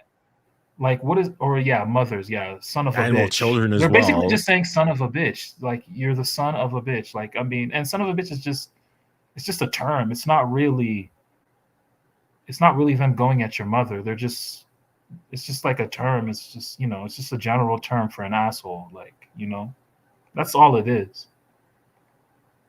But yeah, I don't think fans really stoop that low to, like, you know, mock like a Some dead fans, loved some one. fans, A dead some loved one. fans. Some fans. I mean, No, you no, gotta no, show no. me. You gotta show me where these I, precedents were set. Like, you gotta show me. I mean, there's some ultra groups who've gone fan like when there's been ultra group people who have passed away, they've gone and openly mocked them. Like, there's just several instances of that. Even PSG, there's been cases of that as well. Like, When, um, Like, enlighten me. I mean, there's been times in the what was it? Um, uh, like there's been cases about Millwall fans are known for this. There's been times people away fans have mocked Liverpool fans of like the Hillsbury disaster and all the people passed like made chants about it, so on and so forth and stuff like that. Um, like for me, things like that is like yeah, no, it's low blow. Like even for me, there was the whole like for me, yeah, that's a low blow. Going making fans like yeah go if you want to keep it to the game and you think this person's bad and so on and so forth, or like making fun of managers or getting the sack so on and so forth, yeah fine, go on, fair enough, that's fair play. But when you go and you make it like personal, nah, that's too far. Because like how many times With was the fans, okay, like yeah. With the Kobe, like fans, there were they should be a making limit. But with the like fans, there even should with be a limit. But okay, like if they're calling Kobe a rapist because he had that case, and this, he's probably had that from fans as well. Like, is that okay because he had though? that. It's not okay. But I mean, a guy like Kobe, he feeds off of that energy. As fucked up as that sounds. You know, okay, I mean the thing is, but you can't assume that everybody's sort of just like that.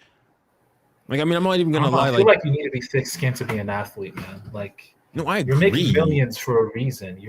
Like, I agree, but that there's shit should also not phase you, man. no, I don't think it's that simple. I don't think it's that simple. It should Like, not phase you, man. because that's for me, this is like the same type of people going and saying, oh, like scoring a penalty in a World Cup final is easy. It's like, no, it's not.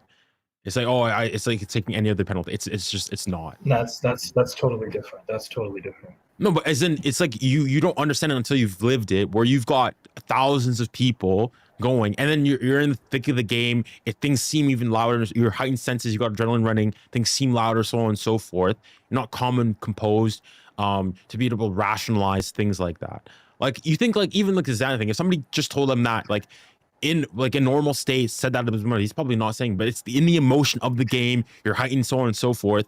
That's where you crash out. Yeah, I hear you. I just think it's funny that we've gone to this, like we've started talking about, you know, this topic from just Romero taunting Mbappe after a goal. Like Romero taunting Mbappe, for me, that's perfectly fine. And they can say whatever they want to say to each other on the pitch that we as fans should not know. Like, we shouldn't be privy to what's being said. That's between them, you know? That's just how I see it. Just to conclude the debate. Okay, I guess I'll agree to disagree. I think for me, it depends on what was said. Like for me, for the Fede Valverde going and saying that, yeah, this guy is making fun that, me and my wife miscarried. For me, that's like, you can bring that out into the public and you can't be saying that. No, that's very wild. That's very wild. And I mean, you would say that, Valverde, but of course, if you go and you say should be that what's handling said that on the business. pitch, You should be handling that business. Yeah, no, what I'm saying, yeah, Valverde, like he broke the unwritten law. no, but Like, Valverde said off the himself, Valverde was going and say, bro, we're gonna settle this after the game. Meet me outside. You're gonna catch this fade. Yeah, Because he was gonna fight. Yeah. And they stopped it before. Okay. Yeah, that's what happened. That's what happened. Yeah, I don't know the full story. Okay. Because he was asked then why did you stay back? And he said because he said this. Then he gave an explanation as to why. And that's where, like, because the thing is, because I think if what happened was that the whole thing happened, he waited for him outside, dressing room, so on and so forth, to, like, confront him. And then things came out and whatnot that they got separated and so on and so forth. And then he was asked, if he'd gone and said, oh no, it's just between me and him, things were said. Well, then I need to know what was said. Like, you can't just go and say, like, things. If it was just that, like, this guy said that, like, your breath smells and you were gonna go and, like, fight him, you say, like, you can't say that. But if it's like, oh, this guy was making a mockery of, me and my wife losing our child, like, miscarrying, then okay, it's like, okay, fine, fair enough, it's justified. It's like context. Okay, no, I respect that. I don't think he should have divulged that, but I respect that. Like him trying to settle that out of the field. You know what I'm saying? Like, I actually do respect that. And that's what Zidane should have done as well, with Materazzi. Based on whatever he said. Because, yeah, if you attack a loved one off the field, like, it's fair game. Like, No. He's the thing. He said it on the pitch, and Valverde's like, all right, bet. When we're after this game, we're gonna meet outside. Yeah, that's what I'm saying. That's what I'm saying. Off the field, it's fair game. Like, off the field, we can talk about what you said on the pitch. But I don't think it should be divulged. I don't think that information should be divulged. Because that's when everyone turns chatty patty, fans, Well, the thing is, from Valverde's perspective, though, then because the thing is, news came out that this guy was waiting and was going to fight this guy. Then he gets asked, why were you in Valverde's place, he should just be like, ask him what he said. That's what Valverde should have been like. Okay, but then y'all go and say that, oh, what's said amongst us stays amongst us. Because then for me, the thing is with the uncertainty of, like, okay, what was said. If it was something petty, like, buddy, your breath stinks or something like that, you're like, buddy, come on. But if it's something serious like that, you'll go and say, okay, fine. It's like the whole thing of the Bellingham thing when you got the red card and, like, oh, what he says matters. Yes, it does. If you just called him, like, buddy, like, you're terrible at your job and said it like that verbatim, it's like, okay, fine. But if he's gone and, like, cussed this guy out left, right, and center, insulted his mother, see, like that's where, again, I wasn't a fan of that. I wasn't a fan of that either. Like, I'm not a Bellingham guy, but Bellingham just telling the ref to fuck off. There's nothing wrong with that, dude. For me, there's nothing wrong with that, dude. Like, if you're a ref, your job is you're supposed to be the emotionally stable one, okay? In a game of high adrenaline, So you're telling me somebody tells you to F off like that, you're just thinking, okay, yeah, you're being a good little boy and you're shutting up. Bro, you know what Colina, do you know what Colina would have done? I probably would have gone back in their face. Yeah, he would have gone back and said, who are you telling to fuck off? And then the player, then he probably settles down in that moment. That's all it is, man. Some of these refs they're hoes. Like, like they're trying to run the game. I hate refs that try to usurp the players. Because nobody coming in the game to watch you, nigga. They're coming to watch the players. Like, don't fuck up the game based off of, some words here and there.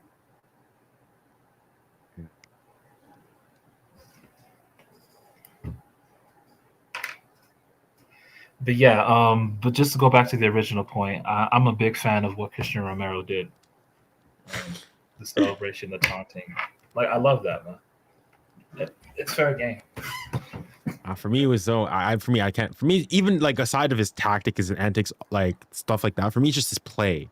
Like, this guy could crash out and 2-foot somebody and get sent off. Like, I can't deal with something. I think we need that in the team, man. Like, I'd rather have him. No.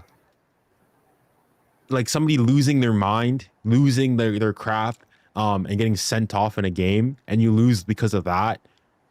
almost rather have that than like some stupid mistake, like a Marquinhos, like a bozo moment, like a bad pass, something like that, like what Nuno did today.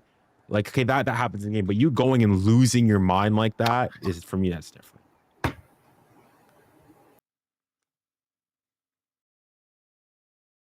That's the thing. That's what you get with Christian Romero.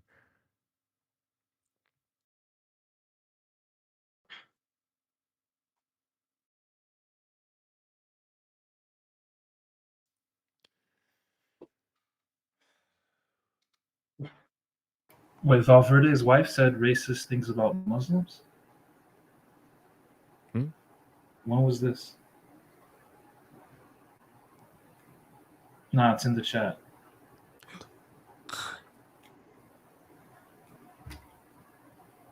I don't remember that. Yeah, me neither. Valverde wife on Islam. Christian Jacques, he says, what is the Valverde incident? It was a game last year, where I can't remember against who it was, but basically one of the players on the opposing team against Real Madrid got caught wind that Valverde and his wife, they'd miscarried. And so he mentioned that, like mocked him because of that. And Valverde was like, all right, bet, and obviously was not didn't like it and told him that, okay, we're gonna settle this as men, after the game, like couch me outside, how about that type thing. Oh, so the Valverde stuff is she posted like an Instagram photo of people praying. I don't think that's the way to do yoga, but since I don't do yoga, I don't have an opinion. I don't have an opinion. Okay. I mean, this is how Jesus prayed, bro. Fair play. Fair play.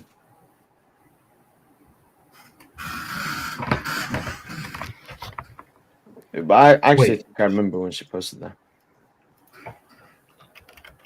Yeah? I'm gonna Google it. Google what?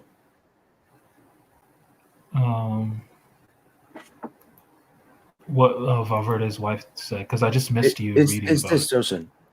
Okay.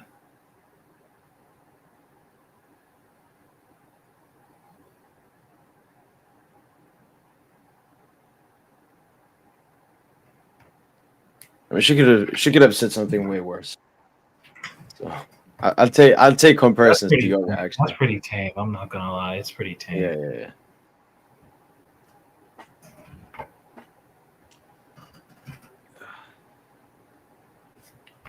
But yeah, Mo, would you want Romero though at the club? Mm-hmm.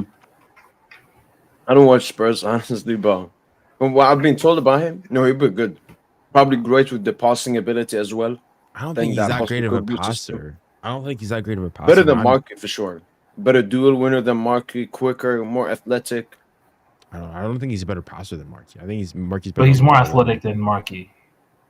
Yeah. He's more athletic. Let me get that. But I think defending 1-on-1, no. Yeah. He's a worse. So you're saying he's a worse 1v1 defender than Marky? 1v1, I'm not sure, but like overall, like defending spaces, things like that, like spatial, like IQ, like defensive IQ stuff like that. Like there's like people like Aaron, whatchamacallit, Wan-Bissaka, like there's some people like very good one-on-one defender doesn't necessarily mean you're very good overall at defending. Like Van Dijk, I mean, he's a pretty good one-on-one defender, but like he's very good at like anticipating things, knowing where space is, knowing where the ball's going to go, things like that. I think Marquinhos is better at that. And then on top of the fact that this guy can like 2-foot crash out middle of the game. I need that. I need that. That's cinema. I mean, you're saying this now. When he goes and does this and gets a red card against in a classique, and we concede and we lose the game. I'm not sure you're gonna be saying the same thing. What's his like worst red card in like big game? I mean, the one I'm remembering, he's got a pretty bad one. It was against Chelsea. Even though like initially I saw, I was like, oh, no, it's not a red card. Now, even though me, like I said, it was a red card. It was a bad challenge. He's reckless with his challenging. Okay. Oh wow, Verratti was at the game today. Yep. I'm surprised you. Yeah, you only caught this now. De Zerbi said something more. He said, "I'll go home sad about having conceded 3 stupid goals. I'll have nightmares about the first goal." What is he talking about? I mean, the only disgusting goal of the night was their goal. Yeah, their goal was the worst. I mean, I guess you could make the case. Even the own goal that they scored, that whatever his name is, I mean, it's a dangerous cross from Hakimi. If the defender doesn't do anything, Dembele, or was it Dembele? I think it's Dembele, has a tap in. He just didn't execute. Just didn't like sort out his feet properly. You guys remember that Verratti red card versus Madrid? Like, you think he should have got a red for that? You think the referee was out of pocket giving him a red? I can't remember the game, so. Yeah, I didn't 17-18? Madrid away or home? The second leg? At home. The second leg. I didn't watch the game. To this day, I still haven't rewatched that game. I had a test during that game, and I didn't watch it. That's funny. I had a test during the first leg of that game. I watched the first leg. I watched the first leg. I was in school still, yeah. Yeah, I was as well. Yo, yeah. He loses the ball, and he just fucking crashes out on the ref. Was it straight red? No, second yellow. Okay, No, it was a second yellow. Nah. That's too funny, dog. But like that's you're getting. Imagine Romero. It's that times 3. Because Verratti was like trying to be slick with it. Romero is crashing out, like just sending bodies through. Nah, dude, I kind of miss when our players used to get reds, man. How many reds have we had? Just Dembele against Bayern. Damn, we're too nice. That's gonna cost us. Stop! Don't say that. It's gonna cost us. It's gonna cost us. Like, we need more assholes, man. You need an asshole or two, bro. You don't need a bully. Was it like? I remember Di Maria's one city. Idrissa Guy, I think he got one. Ooh, the Di Maria one versus City was the Di Maria. The Idrissa Gueye versus. Yeah, we got a red in both games of that. Wasn't it Idrissa Guy that got tackled by like De Bruyne, and they only gave a yellow? Yeah. I mean, I remember. No. You're talking. No, that wasn't that the group stage game? You're thinking of the group stage game. I'm talking about the knockout game, 2020-2021 season. Gay got a red card in the first leg, and then Di Maria got a red card in the second leg. Yeah, Junior. I mean, I remember even this is a throwback. I remember it was Mbappe's red card against Nîmes in 2018-19. It was his first game after winning the World Cup. And he pushes TG Savanier. TG Savanier. That was Savanier he pushed. Yeah. Yeah, he crashed out. Nah, it was needed because Savanier is he's another shit talker. He talks a lot of shit too. He had to let them know, man. I never get mad at players getting reds, to be honest. No, for me it depends what it is. I've never been one. I've never been one to get mad at players getting reds. So like when Neymar, like I was looking at some highlights from previous Clásicos, and I looked at the 5 minutes of fury in the 2020 Clásico in September against the one we lost against Marseille. That was crazy. That was so funny. Yeah. That was the only time Marseille could win the Classic, man. Yeah, well, even then it was like what, soon after the final 8, players were injured, tired during COVID. Like, yeah, it was a Fugazi win. Yeah, dude. It was like Paredes got a red card. I think Kurzawa got a red card. And Neymar got one. No, Neymar didn't get one. I don't No, think. Neymar Did got he? one. He went and like knocked somebody with his head. He went to VAR. Oh yeah. Yeah. So oh no, I'm looking at it right now. No, Ney didn't get one. Neymar in 2020, Neymar was working. He was wearing black. Neymar got a red card. I remember Neymar got a red card against. He's gotten twice. He's gotten 2 red cards against Marseille. In his first, that one. But he also got in the 2021. He also got one in the 2021. He was wearing black and white Pumas. He had that like mohawk thing. He got a red card as well. Was the same game? That was the same game where he's like, he said that Alvaro. Yeah, he said that's where he says they were racista. Racist. That's why he said that's what. No? Yeah. Racismo, no? Racismo. Yeah, that's exact. It was that game. Okay. Yeah, even Neymar's had a couple crash out moments as well. Trying to think. What's Messi's worst crash out moment? Versus Bilbao when he slapped Villarreal. Yeah. Does anyone remember that? I think it was his last season. It's his only red card. No, his first and only red card with Barca. Oh, was that when he like swung at a player? Yeah, he slapped him. Yeah. Yeah, I remember. Yeah, I remember that. No, that was his last season of Barca, right? Yeah, could potentially be maybe one of his last games as well. Because it was the Super Cup final. Nah, this was a genius move by Messi. That's a crazy crash out. Yeah, I remember that. Wait, Jordi Alba got one as well. No. He just, I don't know, it looked like that. But we need Dembo's actual red card. That buying one is the Fugazi one. You want him to get a red card, buddy. I mean, it will happen once. Like we're getting knocked out versus like Madrid. Bro, don't say that. Slaps Mbappe, spits on Mbappe. Nah, it won't be Mbappe. It'll probably be someone like Jude Bellingham. He needs to do it on. Ooh, yeah, 2-foot tackle him, man. Or Vinny. It could be Vinny, man. Because Vinny, Vinny will be he'll be antagonizing in a game like that. Vinny's had too many crash outs. Was that one where he got the red card this year? This guy was about to like fight the Dang. Hopefully Hakimi gets into his head. He needs to talk trash. That's the best way. Those are the only players. Those are the only players that talk trash on our team. I swear. Dembouz and Hakimi. No one else talks trash. Maybe you think Nuno called Salah like fraud? You ain't getting the Ballon d'Or. No. Oh wait, did you see what Vitinha did in the penalty shootout?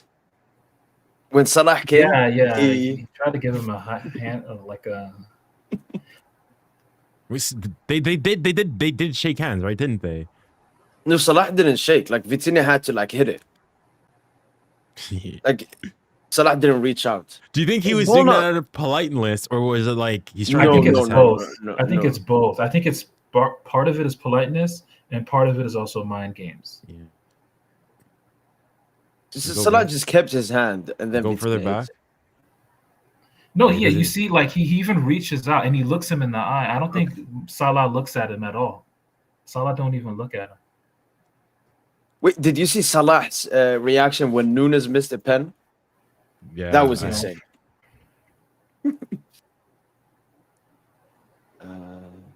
Here, Tosin. He misses the pen, and then you see all the Liverpool players. When Nunes comes back, they console him. Salah is like, no, he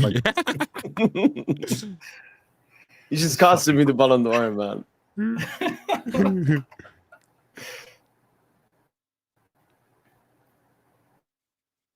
Yeah, here you see everyone goes front. Those are too nice, man. Consoles him, and Salah doesn't do anything. Oh no, Momo. Okay, speaking of which, that reminds me. You were talking about in your video. Was it when Salah and Virgil van Dijk come to the club, and you said something in the video Van Dijk comes in, captain immediately. I could not disagree with you more. You cannot. He comes in straight away, captain already. No, you cannot. If Van Never. Dijk comes in, yeah. Never. No, I'm sorry. Never. First, no, never. Because the thing is, Van Dijk's gonna be here only 2 seasons as well. Like Who? Van Dijk, he would only come in 2 seasons. Yeah, give it to him. No, you don't give him right away. If in the second season or later on in the season, fine. You don't give him like on day one. You give him never. You could never do that. If Marquis gone, I mean, who would contest it? I just think we lack leaders. Like there isn't someone else. Like sure, Hakimi is deserving after Marquis, but Van Dijk comes. Like if you gave it like even like 6 months, you see he's like imposed himself. He's gotten the respect. You can't not on day one. You don't give him that because that could generally like cause friction in the dressing room. If Marquis left, who would you make captain? From the team, Hakimi. He's the second one, or Hakimi, Lucas, depending on if he can have a good season next. But season. He's not a starter though. Him, even Vitinha, like at this point. I mean, he's there. He's a He thinks of like Vitinha. I would not give it to them boots. I mean, he's growing. I mean, he's 27 now. He's I don't know. I don't like when attackers have the captain armband. I know. You always think it should be from the foundation, from the defense. Yeah, plus attackers, they are the most individualistic. Even though Dembele is one of the most selfless attackers I've ever seen. He's focusing on goals and so on. Vitinha, it's the team.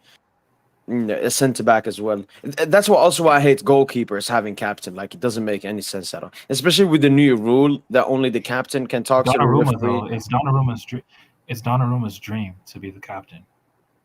I don't think so. Yeah, he should worry about an extension. No, but if it's the captain, it's you can name one other player. You could with a new rule, you can name one other outfield player to go and speak with him.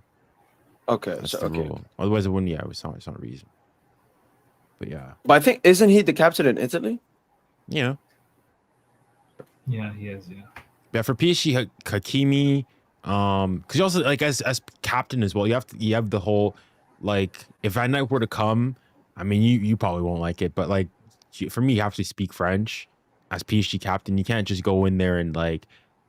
I mean, I don't know if it's like you have to have that rapport as well. If he came in first day and you gave it to him, because it would cause it would destabilize the unless it was like a former player coming back who had like PSG roots, okay, then fine. But if it's like a new player first time, yes, I'm not denying he would immediately become our best leader. Like when Ramos came, he was immediately one of the big leaders. But if you went and gave him your band, on top of the fact that like you think like this guy was like a rival team, so on and so forth, and you give him your captaincy immediately, like imagine if Ramos came and you gave him the captaincy right away. But we need an asshole. The asshole technically of this team should be it should be Lucas Hernandez, but he's just right now he's not at the level. Maybe Warren when he gets a bit older because he's like the most physical in the team as well. But Warren's he's very too shy. nice, man. The hairline. Warren's too nice. Warren's very shy, but he will be a future captain though. I'm assuming he stays. But I could see that Dembouz in the future, yeah. The thing is, what I like though, Hakimi for me, it probably be a number because he is a proper like he's really taking it on because you go and you saw him, like he understands like what a classical is. He's kissing the bash, doing this, like putting the flag and whatnot, putting it at the center of Anfield. Stuart tried to take it away. He's like, give me that, puts it, just flags it around. Bro, that Thiago Silva red card. Wait, for what? For putting his hands? Yeah, that's all he did. No, that's a fugazi. Do you know what Leonardo did in the tunnel? He fucking his mother or something. He chest barged. He got like ref. Have you found it? There's probably a clip of it. Wasn't it like a 2-year suspension or something? He got a crazy suspension. 2-year suspension. He got a huge like the Fonseca suspension recently. Yeah, he just body checked it after that shit. Yeah, that's come what he did, bro. Come on, IK. What the fuck, man? Like, yo. Oh, okay, dang. It's light. It's not even that. No, do you remember in the tunnel? What was it? Thiago Motta and that Bastia striker. Man, I miss Leonardo, dude.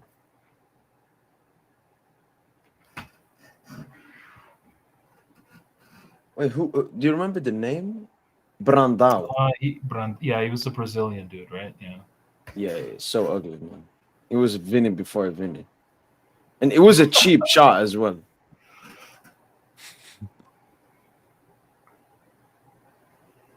Let's go. Could be 100%. The only thing about that Warren is lacking that the previous like Verratti Marchi is the Coupe de la Ligue. There was another, trophy, but he's gonna get the UCL. So it's gonna The step problem up. with Warren is, is he going to be a Look at this. starter for many years? Look at this cheap shot, man. But and then runs away like a fucking bitch, man. No, go back. This guy, yeah. If you're gonna go ahead, but be a man about it. Yeah. And then runs like. That's some pussy shit, dude.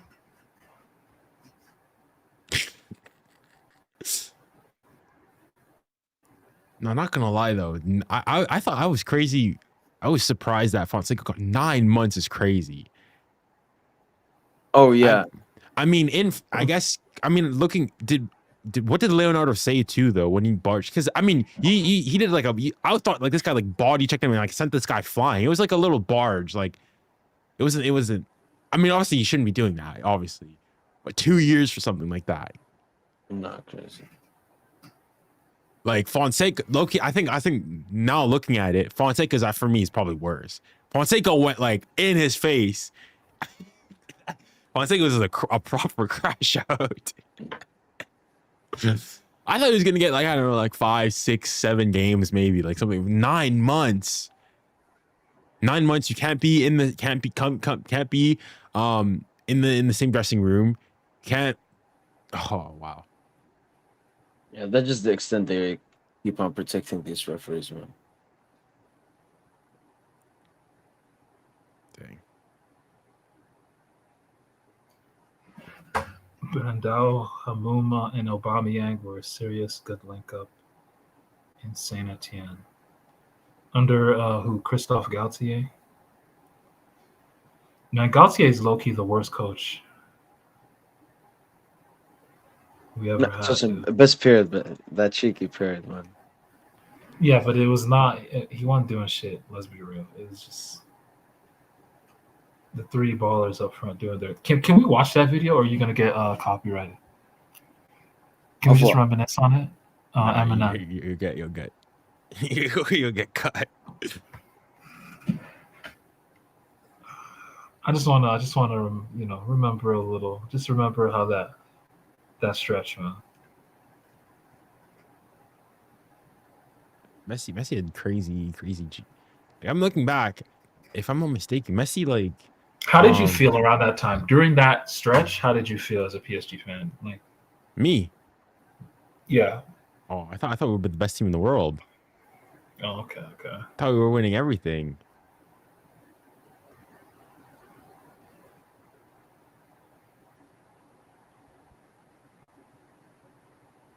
Oh, this was the little game. I remember that game. Like this was the opposite of like what we have now with the Lucha system.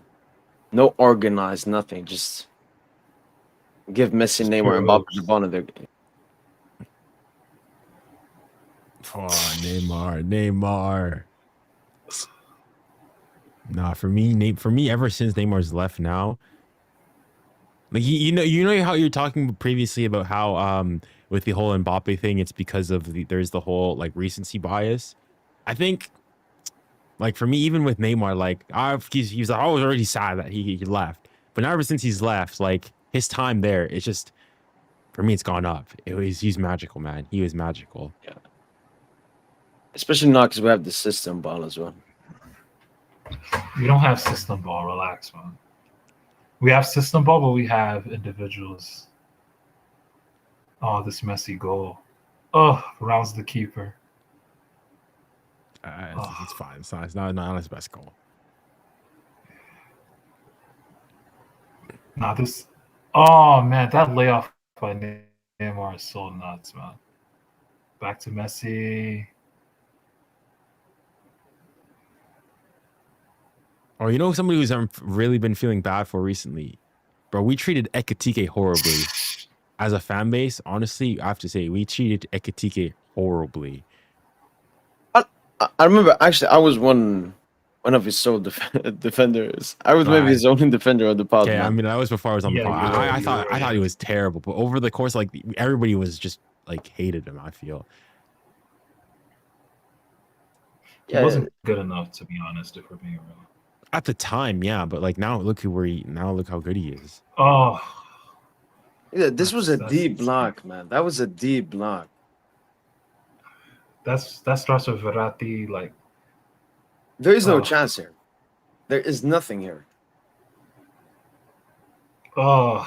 In fairness, that's poor defending. That is poor defending. I'm sorry to say. No, that's just. How- Bremer, how no, can you Bremer does defend not that? need to come up. He does not need to come up there.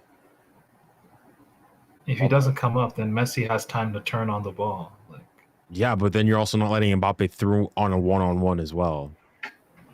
but then you're giving Messi acres of space to dribble into, and True, but that's you the still thing. have Like, defenders. it's pick your poison. It's pick No, your no, no, poison. no, no, you no. know? That's bad defending. As a defender, you don't leave gaps like that unless you're 100% you're gonna win it. It's too much of a gamble. I hear you.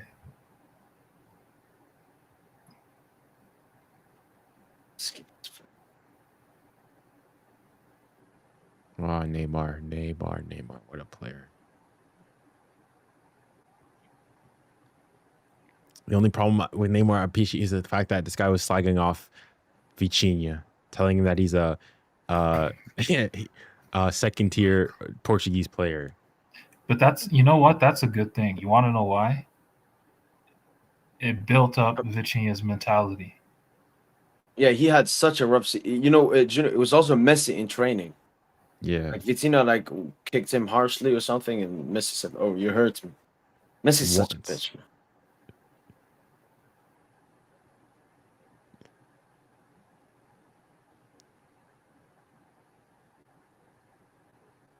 Did you have a Messi agenda? Whilst he was here. I mean, yes and no. Like, he really didn't care. I didn't care though. I just want him out, man. At least he Bro, didn't honestly, fake his though- love for PSG like a certain. But honestly though, there's a lot of I guess the word they use is cope. That's the word. Like a lot of Messi fans, they like to cope, saying Messi just used PSG as preparation for the Prep World for the Cup. World I don't Cup. believe that shit because the way Messi played, the amount of shots he was taking en route to 6 league goals, that was not a guy who was preparing for the World Cup. No. The guy had the second most shots on the team behind just Mbappe. Yeah, in all of the no, league too. In all of league, Messi, he had it was the more second most like shots behind. after the game, fans, even like when we won the league title celebrations, he just picks up the trophy and leaves. For me, that's like he didn't care, but not on the pitch. He just wasn't good enough. Stunk it up, man. Yeah.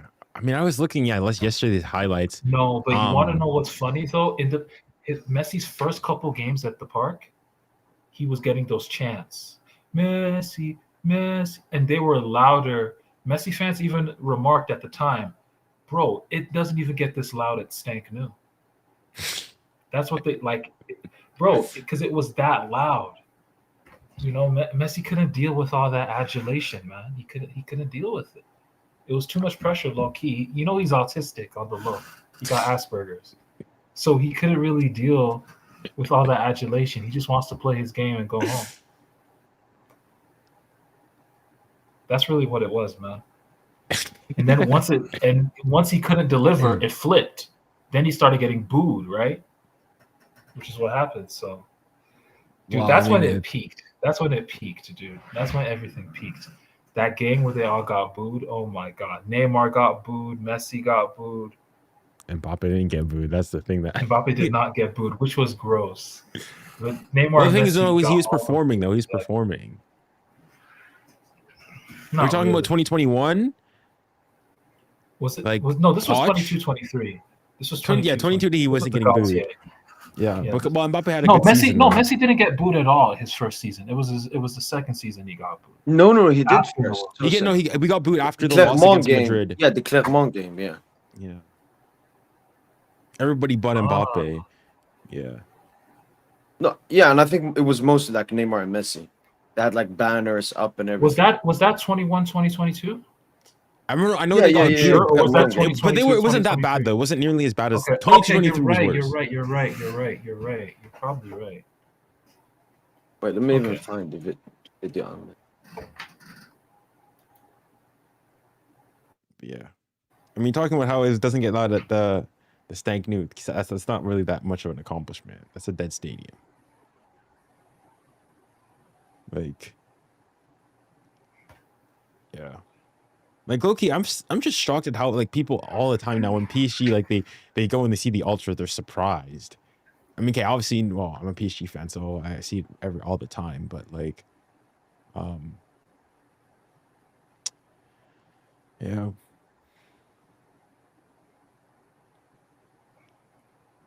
The Ultras, man. The Ultras had crazy main character syndrome when Messi and Neymar were here. It's like they just wanted them to acknowledge. They wanted both of them to acknowledge them. That's really what they want. That's really what they low-key wanted. Yeah, and then when they cooked, then they're cheering them on and playing all this fake game. Like if you're gonna hate them, just hate them. no, I disagree. I disagree with the whole statement in football. Like, oh, because okay, obviously PSG like with the fans, but I think if it's sort of the things and when the facts change, opinions change. If somebody was bad, you tell them, you say it's bad, and when they become good, you go and you say it's good. Yeah, but that's why I don't understand the Neymar booing. Like Neymar for that game, he just came back from an injury. In the first leg, obviously he got a Fugazi assist to Mbappe. But I remember when he came on, the game changed a bit with his white hair. Second game, he was really good in that game. First half, he was really good. First Yeah, half. he got the I mean, assist to overall, the Mbappe. team was He good. Like we created played a four good creative- game. Like Messi, if you want to boo him, sure. One thing I always hated the Ultras did, they always put Neymar with Messi, which was completely disrespectful for everything Neymar had done at that point to Paris Saint-Germain. Like, sure, boo Messi. Boo fucking Messi, man. He came below expectations, but they always tied him up with Neymar. Like, what the fuck are you doing? Yeah. They even booed Verratti. They booed Galtier. They said stuff about Nasser's mom. Like, they're not a good representation of this club. They do like the only good stuff is the tifos. The tifos. That's the good thing I think the Ultras do.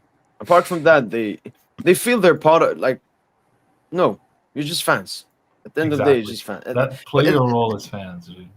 It's Nasser's fucking fault, man. He always He listens. empowered them way too much. Yeah, when they did the Neymar stuff, Junior, he gave them even more power after that. Like if Nasser was a serious man, he should have suspended or a punishment that he shows that what he just did to Neymar is completely unacceptable, and so that this doesn't happen again. But he didn't punish them. So if the Ultras hate a player again, they can do the exact same thing. I mean, I personally obviously against. I remember during those pods were coming out.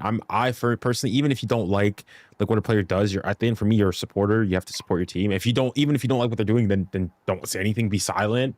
No, you have to punish them. We've punished the Ultras before. It's just Nasser now has become a They cut. should have been dissolved, dude. After going to someone's house, they should have been dissolved. Well, the thing is, again, it was a minority of them, and they did a good job of internally with themselves policing it. Which is why, because the thing is, the problem is too, like I think we forget, but like the Parc before, because when there was a time it was because there used to be like the Auteuil and Boulogne, like Boulogne, the other side used to be like far right, like neo-Nazi-esque, like white power, like types like that used to be those fans, and they got dissolved, and both of them, and that's where was it 2013 or later on, whenever the ultras, the cop came back, it was sort of a mix. Things before then, like the atmosphere at the Parc was dead. Like the thing is, what they do is they use the ultras. They use them as like, they weaponize the ultras. Like some of the guys in the board, they weaponize them. Like Campos, he weaponizes them to, give himself leverage, with the board. Like they'll say Campos, our savior. Like the ultras will put up shit like that. Kimpembe probably does it. Mbappe, we know Mbappe as Orlean. He get a whole barbecue. The ultras sold themselves out to a player to not represent the club. Like, we mean allegedly. It's not allegedly, dude. Like, what? This dude, you're so funny, man. Like, Hey, you don't want to listen. admit what he did. I'm not saying he stop. didn't. The man I'm not even saying he could did have a whole done. barbecue. Bro, he gave them a whole. He did a whole barbecue for them. He had a whole. He did a whole party and shit. Yeah, he did the Organized a whole barbecue. I party saw for them. that. But saying that he paid, like, or paid Oh, for of course, some the money was tifo. paid. I guarantee you. I guarantee Listen, you. Some money I'm was not saying left it under did. the I'm not table. saying it isn't. I'm saying it's alleged. Right? You have the right to remain silent. You have you're innocent until proven guilty. Like until I see some more definitive proof saying that he definitely Man, they you're paid such him. an Mbappe. I've never seen an Mbappe apologist like you, dude. I'm not I'm just saying he could have very much well paid him. I'm just saying that like Okay. Let's just talk about the barbecue then. The most disgusting period after Mbappe had pissed on the club multiple times. They have a barbecue with him. What that shows is Roma Mobile cares way more about his individual relationship with Kylian Mbappe, rather representing this club, which is his main job. yeah, I mean I for me I'd agree. Like I forget like some of the stuff about for me that victory. I remember after the Monaco pod, I was like flipping. This guy should never be allowed to grace the PSG jersey again. That victory lap, strip him the cap. Then a month later, you were glazing him. After No. I was always saying that. I Sociedad, was saying I liked him, but the Monaco thing was that after or before Sociedad? I think it was after, actually. Yeah. Was it after? Yeah, it was after. Yeah. I think it was after. Yeah. Because after then I But was you like, were yeah, definitely glazing him after the Barca tie. So no, the Barca tie. No, I remember the Barca tie because I was thinking over the Barca tie. I thought he wouldn't play good. I thought you guys were really kind with him. I remember the second leg. I went back and watched the pod again. Second leg against Barca. I was like, I don't think he played a good game. And you guys were like, oh, actually, you played pretty well. I thought he was not like bar his goals, like low key, almost dropped a stinker. Not as bad as the first leg, but it was not great. And I remember calling you guys out on it, saying that I thought you guys were being really kind with them. yeah, I guess we were just holding with Mbappe after that game. With what? With what? With Mbappe, second leg 4-1 Barca last year. Like I remember you said he had like a pretty okay game. I thought he had a pretty bad game. Because I remember he had, man. I was just in the victory then, man. Because I remember I told you like I disagree. I think he had a bad game. That like bar those goals, like it sort of saves his performance. But apart from that, No, he had a stinker. Was it really a stinker? I mean, he scored 2 goals. Well, that's what I'm saying. Penalty, missed a sitter, and then got a Fugazi bounce back. Like he should have honestly walked through. He should have had an assist to Fabian too. True. Dang, I walked back to like we had some big misses that game. Oh my goodness. Who's a better center forward, Mbappe or Dembele? I think it's Dembele. Oh, Dembele. I think Mbappe's a better center forward. You know what's happened? Like Mbappe had his career 25, and then Dembele took back the chain. Like, nah, I'm the head honcho. Like he's even scoring more goals than him. But all career, yeah, Mbappe. But peak, ooh, man, we haven't even seen peak Dembuzia, man. No, peak Mbappe was crazy. That Mbappe 2022 World Cup performance was crazy. Crazy how good he was. Holy. Nah, the whole team had to sacrifice for him, man. I mean, it wasn't work. I mean, nearly worked. But even I was like basically gross, man. Having Dembuz play as a glorified wingback with holding hands with Koundé, just so Mbappe could. I mean, we had the ball. We weren't like I thought France 2022 was. Or are you talking 2018 or 2022? 2018, like Dembele bar the first game was like a role. No, I'm not talking about Dembele. I'm talking about Mbappe. Like, which one are you? Oh, you're referring to 2022. 2022 Mbappe was. I mean, 2018 Mbappe was good. He's very good. Yeah. 2022 he's crazy. Like, for me, I don't get the narrative how like they talked about how Kyle Walker pocketed him in that England game, or how they pocketed him. Like, yeah, sure he didn't score, but this guy was like dancing around England like it was like it was anybody's business. No, they shifted the whole defense. They shifted the whole defense to his. He had no dribbling angles because they shifted the whole defense. Well, he literally caused the first goal. He's the one who dribbled. He dribbled past Rice, goes, Like he's at the action of the first goal. He set up basically a near tap in from Dembele that he missed when he like the one time where he's like blitzed Walker. That wasn't a near tap in. Like you got. As in he said he cut back. He set up Yeah. a very good goal scoring opportunity for Dembele. Then the one time where people said, "Oh, pace." He cooked Kyle Walker for pace. Cooked him. He did. In that action, he did. Like Yeah. I mean, I maybe there's a game that I'm missing. Maybe it was like the PSG game, but like, because people were talking about he's clamped Mbappe before. What? Which game were we talking about here? No, but Kyle Walker. I mean, he was really good back then. But I was just like thinking back to that game, or even the narrative of like, because if you want like Kyle Walker clamping even Vinny, like okay, somewhat sure, but like, nah. But Mbappe, he was quiet, but it wasn't because. Well, he's quiet because it was more like, so because of three France people that around Mbappe him. was quiet. Yeah, and France, because Deschamps England was had a a better coward, game. But he was quiet. Yeah, because Deschamps was a coward. Deschamps was a coward. That was the reason why Mbappe was quiet in that game, was because of Deschamps. Because Deschamps was a straight coward. He let England be the more proactive team. Like I mean, that's how France it played. was very embarrassing how France played in that game. No, it was very embarrassing how France played in that game. They looked second best in that game. No, sure, France. England were the better team. I agree. England were the best. better team, yes, but I mean, France. And they should not be the better. They should not be the better team. That's the thing. That's why that's on Deschamps. Again, Deschamps is he's a coward, dude.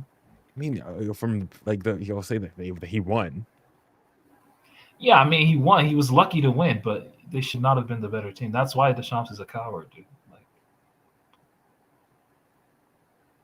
yeah, they had 57% possession, 2.41 xG. Okay, then again, they had 2 penalties. Let's see non-penalty xG. No, England were better. Dude. Expected GA over open play. France had a higher one. Non-penalty xG 1.01 to England 0.83. So even then, like, sure, they were getting chances and whatnot, but France for still generating higher quality ones. But ultimately, I mean, the thing is that the international football, that's what it is. It's more so, it's defense wins you championships. You don't have a time to set up patterns of play, so on and so forth. France's defense wasn't even that good in 2022. It wasn't. It was actually not good at all. 2018, I agree. 2022, hell no. Okay, 2018, right back, Pavard, center backs, Varane and Umtiti, left back, Lucas Hernandez. 2022, right back, Koundé, center backs, Varane and Upamecano slash left back was Theo. I mean, that's not crazy downgrade. It's pretty similar, I'd say. No, but they weren't as good. They weren't as tight. Koundé's a better right back, I would say, than Koundé was shit in that World Cup, dude. He was shit. He was fine. No, he was shit, dude. Okay, Varane was there. And also in midfield as well. There was no Kanté or Pogba, if you remember. Sure, our midfield was definitely weaker. But Griezmann was in his flipping prime. Griezmann got 2 assists that game. Griezmann's performances were hella mids. In the World Cup? Yeah. Griezmann, low key, if it wasn't like overall, obviously Mbappe was the one getting the goals, but Griezmann was more important to the team. 2022 World Cup. He was the most important player to the team. Yes. I disagree. Nah. Griezmann's peak with France is the Euros, 2016 Euros. After that, he just became this set piece merchant, dead ball merchant. And everyone was saying, oh, he's creating just by being a dead 2018 ball Griezmann was good. 2018 Griezmann probably is the closest one where he was to a Ballon d'Or. Yeah, I mean, 2018 is probably marginally better than 2022. 2022 Griezmann is super overrated, though. It was just a bunch of dead ball. The World Cup one you're talking like, or the season? I can't remember the season overall. Yeah, World Cup. Yeah. I think he was. I'm not talking about the season. I'm just talking about the World Cup. 2022. 2022 was legitimately Mbappe and Inshallah. No, 2022. France were good. It wasn't nearly as it wasn't terrorism football like 2018 was at some points. Like 2022, France were, I think, legitimately the best team at the tournament. Like legitimately. If France had like decided to actually play seriously, France were for me the best team at the tournament. In 2018, no, France were not the best team, but they still won. No, in 2018, what's funny is that they scored more goals though than the 2022 team in the knockout phases. Did we? We scored 4 against Argentina, 2 against Uruguay, 1 against Belgium. So wait, 2. So 4 plus 6, so 6, 7, and then was it the final 4-2? Yeah. Or was it scored 4-2? Way more 4-2. goals in the knockouts. So 11 goals. Compare that to the one before. So against who was it? Poland? Was it 4?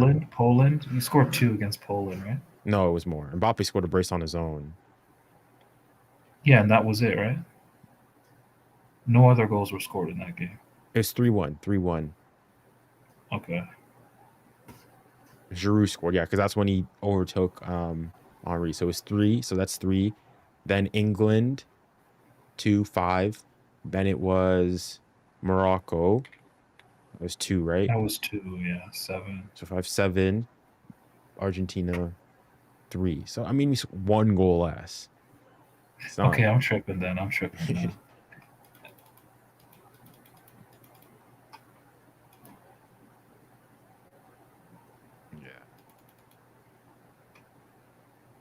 Yeah, it's bizarre for me. What do you think about Spain though? I think Spain have a crazy golden generation right now.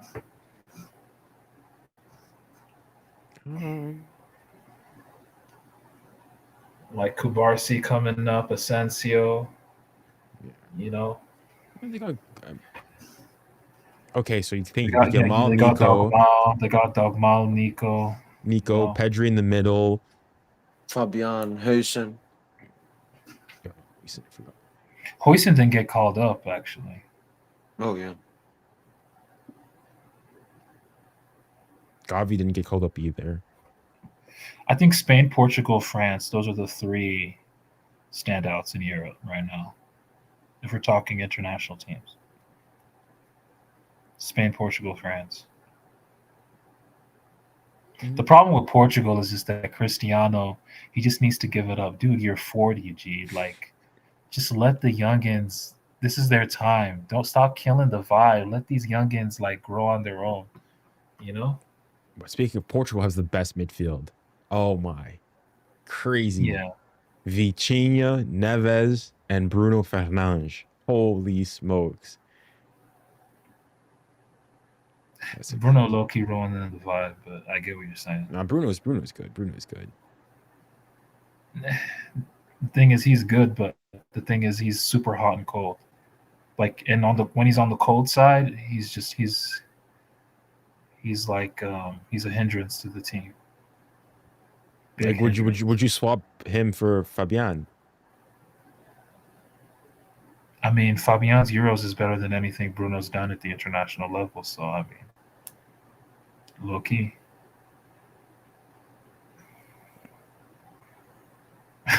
Yeah, like low key. Yeah. Like, what would Spain's midfield be? Probably Rodri, Fabian, and Pedri. Or would it be Olmo? Because Olmo be hooping for them as well. Maybe Olmo is like Olmo wasn't starting. Olmo, the only reason Olmo like really got his chance. Since Morata's not a guy anymore, and Samu is still like Samu Omorodion or whatever, he's still super raw. So Olmo could just end up being like a false 9. They could just do the false 9 thing. So they'll play all 4 of them: Rodri, Fabian, Pedri, and Olmo at the false 9. With Dogmal and Nico out wide. Because I remember Pedri got injured in the semis, and that's when Olmo came in. But Olmo was low-key cooking even before that. Yeah, he was. Like he would, yeah. What's your opinion on Euro 2024? For me, not gonna lie, dead tournament. Now that I think about it, it's like it was terrible, dude. It's just forgettable. Only good part of that tournament was the Dembele performance against Portugal off the bench. That was the only good thing that tournament did. I thought, for me, Barcola's performances. This guy did more in the cameos he had. Bro, just in that final game against Spain, though, that last like 20 minutes against Spain, then everything Mbappe he was cooking. He was cooking. The thing is, that front three, it should have been the PSG front three, but Deschamps was just too prideful, bro. He didn't want to start Barcola, Mbappe, Dembélé. He wanted to force that Colo Thuram shit. He just had to force it.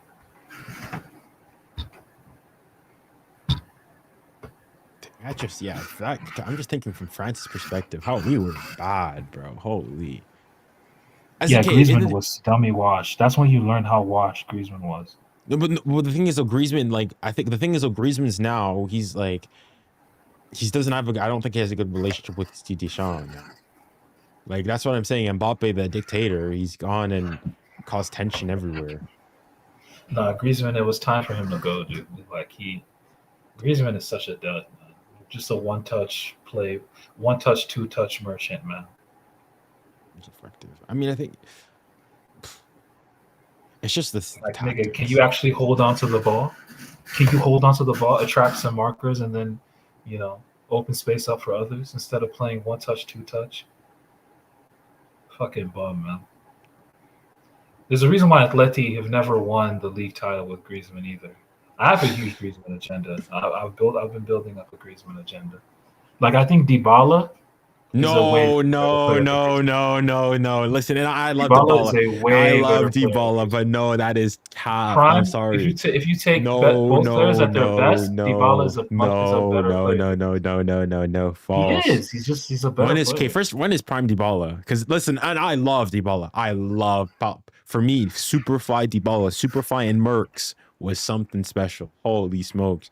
Those first couple years at Juve, the comps were crazy. But no. Griezmann is a better player overall. Bro, Dybala's better even now, dude. Maybe right now, yeah, sure. But over the course of his career, no.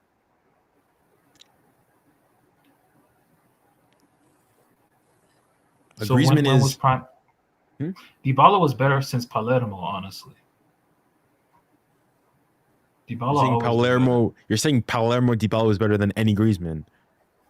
Low key, yeah. That's a crazy take. That's just false. 14-15 Dybala. Buddy. 14-15 Dybala was nuts, dude. Are you like is Dybala better than Hazard? No. No, because for me, Griezmann is better than Hazard. No. Yes. No. Yes. Griezmann cannot touch Hazard, dude. That's ridiculous. Yeah, because he's too far above. He's too far above. It'd be unclean for him to touch him. He's too far above him. He's not better than. He's too far above himself. Him. I don't think thinks he's better. Griezmann is better than Hazard. Yes. No, he's not. Like I'll give you Hazard's a better dribbler, but as a footballer overall, Hazard's a better footballer. No, he's not. No, he's not. That is false. Bro, what are you talking? Bro, you can give Hazard the ball and say make something happen. You can't do that with Griezmann, like prime Atleti 2016-17, cooking Bayern, cooking Barca, cooking. This guy was cooking everybody. All Griezmann has over Hazard is just maybe stamina. Like that's really over the course of his career. I mean, like obviously, like GA. G Griezmann claps him. Like even like. I think because I made a video about this. Who cares about G? Like you're doing GA. Who cares about all this? Because they played similar. Like even Hazard. Hazard is an attacking midfielder. Like. And Griezmann for a large part was also an attacking midfielder. Like they're playing roughly similar positions. Griezmann played as a second striker. He's played as a winger. Hazard was a winger as well. He was a left winger as well. Masquerading as an attacking midfielder. Dude. Nah, for me, Griezmann is a more like Griezmann. Like he's just more versatile. He can play on the left wing, he can play on the right wing. He can play as a second striker. He can play as a midfielder. Bro, so can Hazard. So can Hazard. No. The only thing he's not going to give you as much as Griezmann is work rate. That's really it. No. Hazard, I think Hazard's best season, I think, was at Lille. Or no, one of a Chelsea season. Like Hazard's best season doesn't even crack Griezmann's top 3. Like That's nuts. Okay, give me top 3 Hazard season. Give me top 3 Griezmann. GA. You're doing GA. GA doesn't. Well, I think GA's in like, hey, was Hazard ever legitimately in a Ballon d'Or race? Like you're telling this guy should finish top 3 Ballon d'Or. His closest was 20. His last season at Chelsea was probably the closest he got, and even then, like 2018, 14-15 Hazard, like even 14-15 Hazard, Griezmann doesn't touch 14-15 Hazard. Right, because he's too far ahead. Griezmann is for me, he's better. I'm not saying he's clear, but he's better. For me, he's a better, more complete footballer. Played longer. Okay, can you settle this, dude? Why would I go into this debate?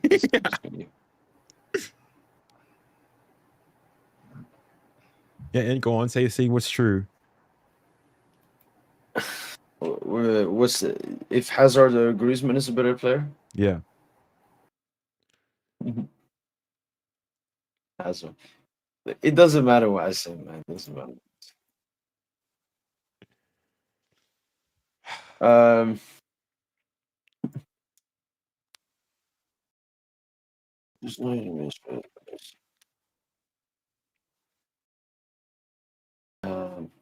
Junior and Tosin.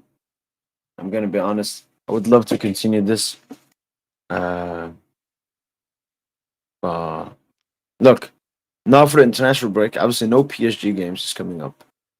But as I said, I will be doing France watch along for both games. And Junior, you're not just there for the PSG players. I mean, you're an actual France supporter. So, especially because it would not just be the France game. Like we can talk about all the other big games that happened. So we'll probably have at least 2 podcasts the day after, like straight after those games finish. Okay. I'll join for the Sunday one. I can't make the Thursday one, but I'll join for the Sunday. Wait, is it just Thursday? There's one on Thursday, and I think there's another on Sunday.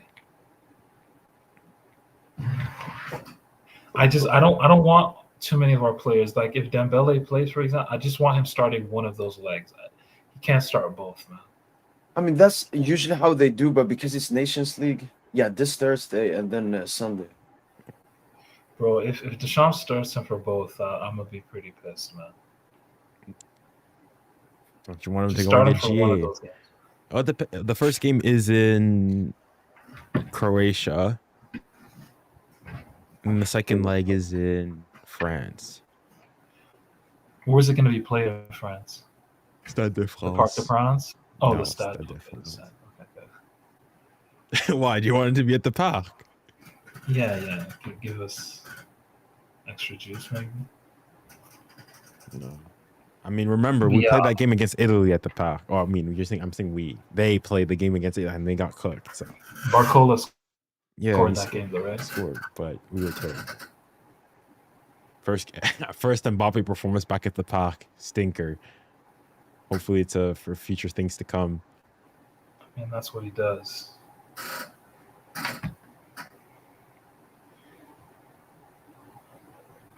All right, man. I'll let y'all go, man. Yeah, I need to get going as well. Justin Jr., pleasure as always. Take care, and we'll hear from you soon. Absolutely. Bye. Bye-bye. Oh. Well, you just ending it now? Yeah, we're just ending it now, DJ. But great that you came in, so you can hear the update. So obviously, there's going to be international breaks, DJ. Yeah. And I'm going to watch both of them. You were here yesterday when we saw all the games are played at the same time. Yeah, I was the 4 quarterfinals. Yeah. So what I thought is, we watch. What game will you watch, by the way? I think I said the Spain, Netherlands. Yeah, Spain, Holland game, and then maybe have the Portugal game on my phone or something. Yeah, that's very good. So you can give us some insight what happens in those games. I will Okay. potentially try to have both games, but I was thinking we'll have a like a post match on both of those days. Then we'll talk Okay. about all of those 4 games, Right, some right. other PSG stuff, and then we'll go into other random stuff. But one pod on so after the game on Thursday and one after the game on Sunday Okay. is the Yeah. confirmed thing. Yeah, that's cool. Wait, question: Are all the games at the Yeah. same time, or it's different times as well? Every single yeah, all same time. Ah, 8 p.m. I think. okay. All right. Then. 8:45 for me, so 7:45 for you UK time. Yeah, that makes sense. All right. You take care then. Yeah. Obviously, I'm a bit late, but yeah. Yeah, if you want to share your thoughts, I can chill here for you. No, it's You fine. share It's your fine. thoughts about the Yeah, game. I'm actually still watching the game right now, so I'm 35 minutes in. Because I was playing Okay. foot jump, so I didn't get to watch it live, but I'm watching it now. All right. Yeah, so I'll You've already see. seen the Dembuzista goal then. Yeah, the crazy goal on the counter attack. Yeah.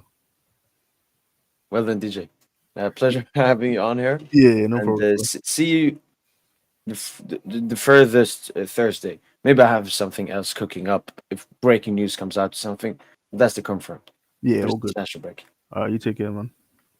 Take care, DJ. Peace out. Yeah. Bye bye. Yeah, Orlean, I will be doing gaming pods. I've like prepared this since a long time ago. I recently bought this. Maybe there's a code that I shouldn't show. I don't know. It's like a terabyte because this PC actually new one I got, but it didn't have too much storage space. So I got this one so I can download.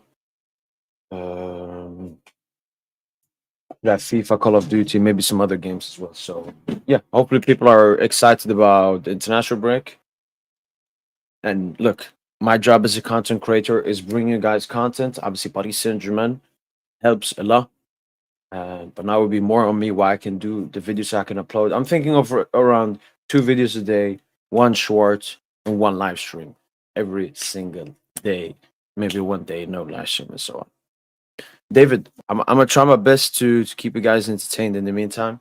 And actually, the Nations League games will be exciting. Int and chill. I could drop an int and chill. I could drop an int and chill. It'd be more chill for me. Um, one thing I'm also thinking is maybe starting the streams a bit earlier, but I don't know about that. But yeah, definitely int and chill. It's GeoGuessr. GeoGuessr, man, that will cook. Great to hear. Great to hear. You're free to join as well, Orlean, if you do play games and so on. That's free for anyone to join. But yeah, that's been it from Boy PS Gents. Hopefully, you guys have enjoyed this post-match podcast, and let's enjoy this international break as much as possible. Great to hear, Orlean. We'll be there. We'll definitely be there. I promise it then for Orlean and Elmo. Great shot there. Well then, that's been it from Boy PS Gents, and as usual, allez, allez, allez Paris.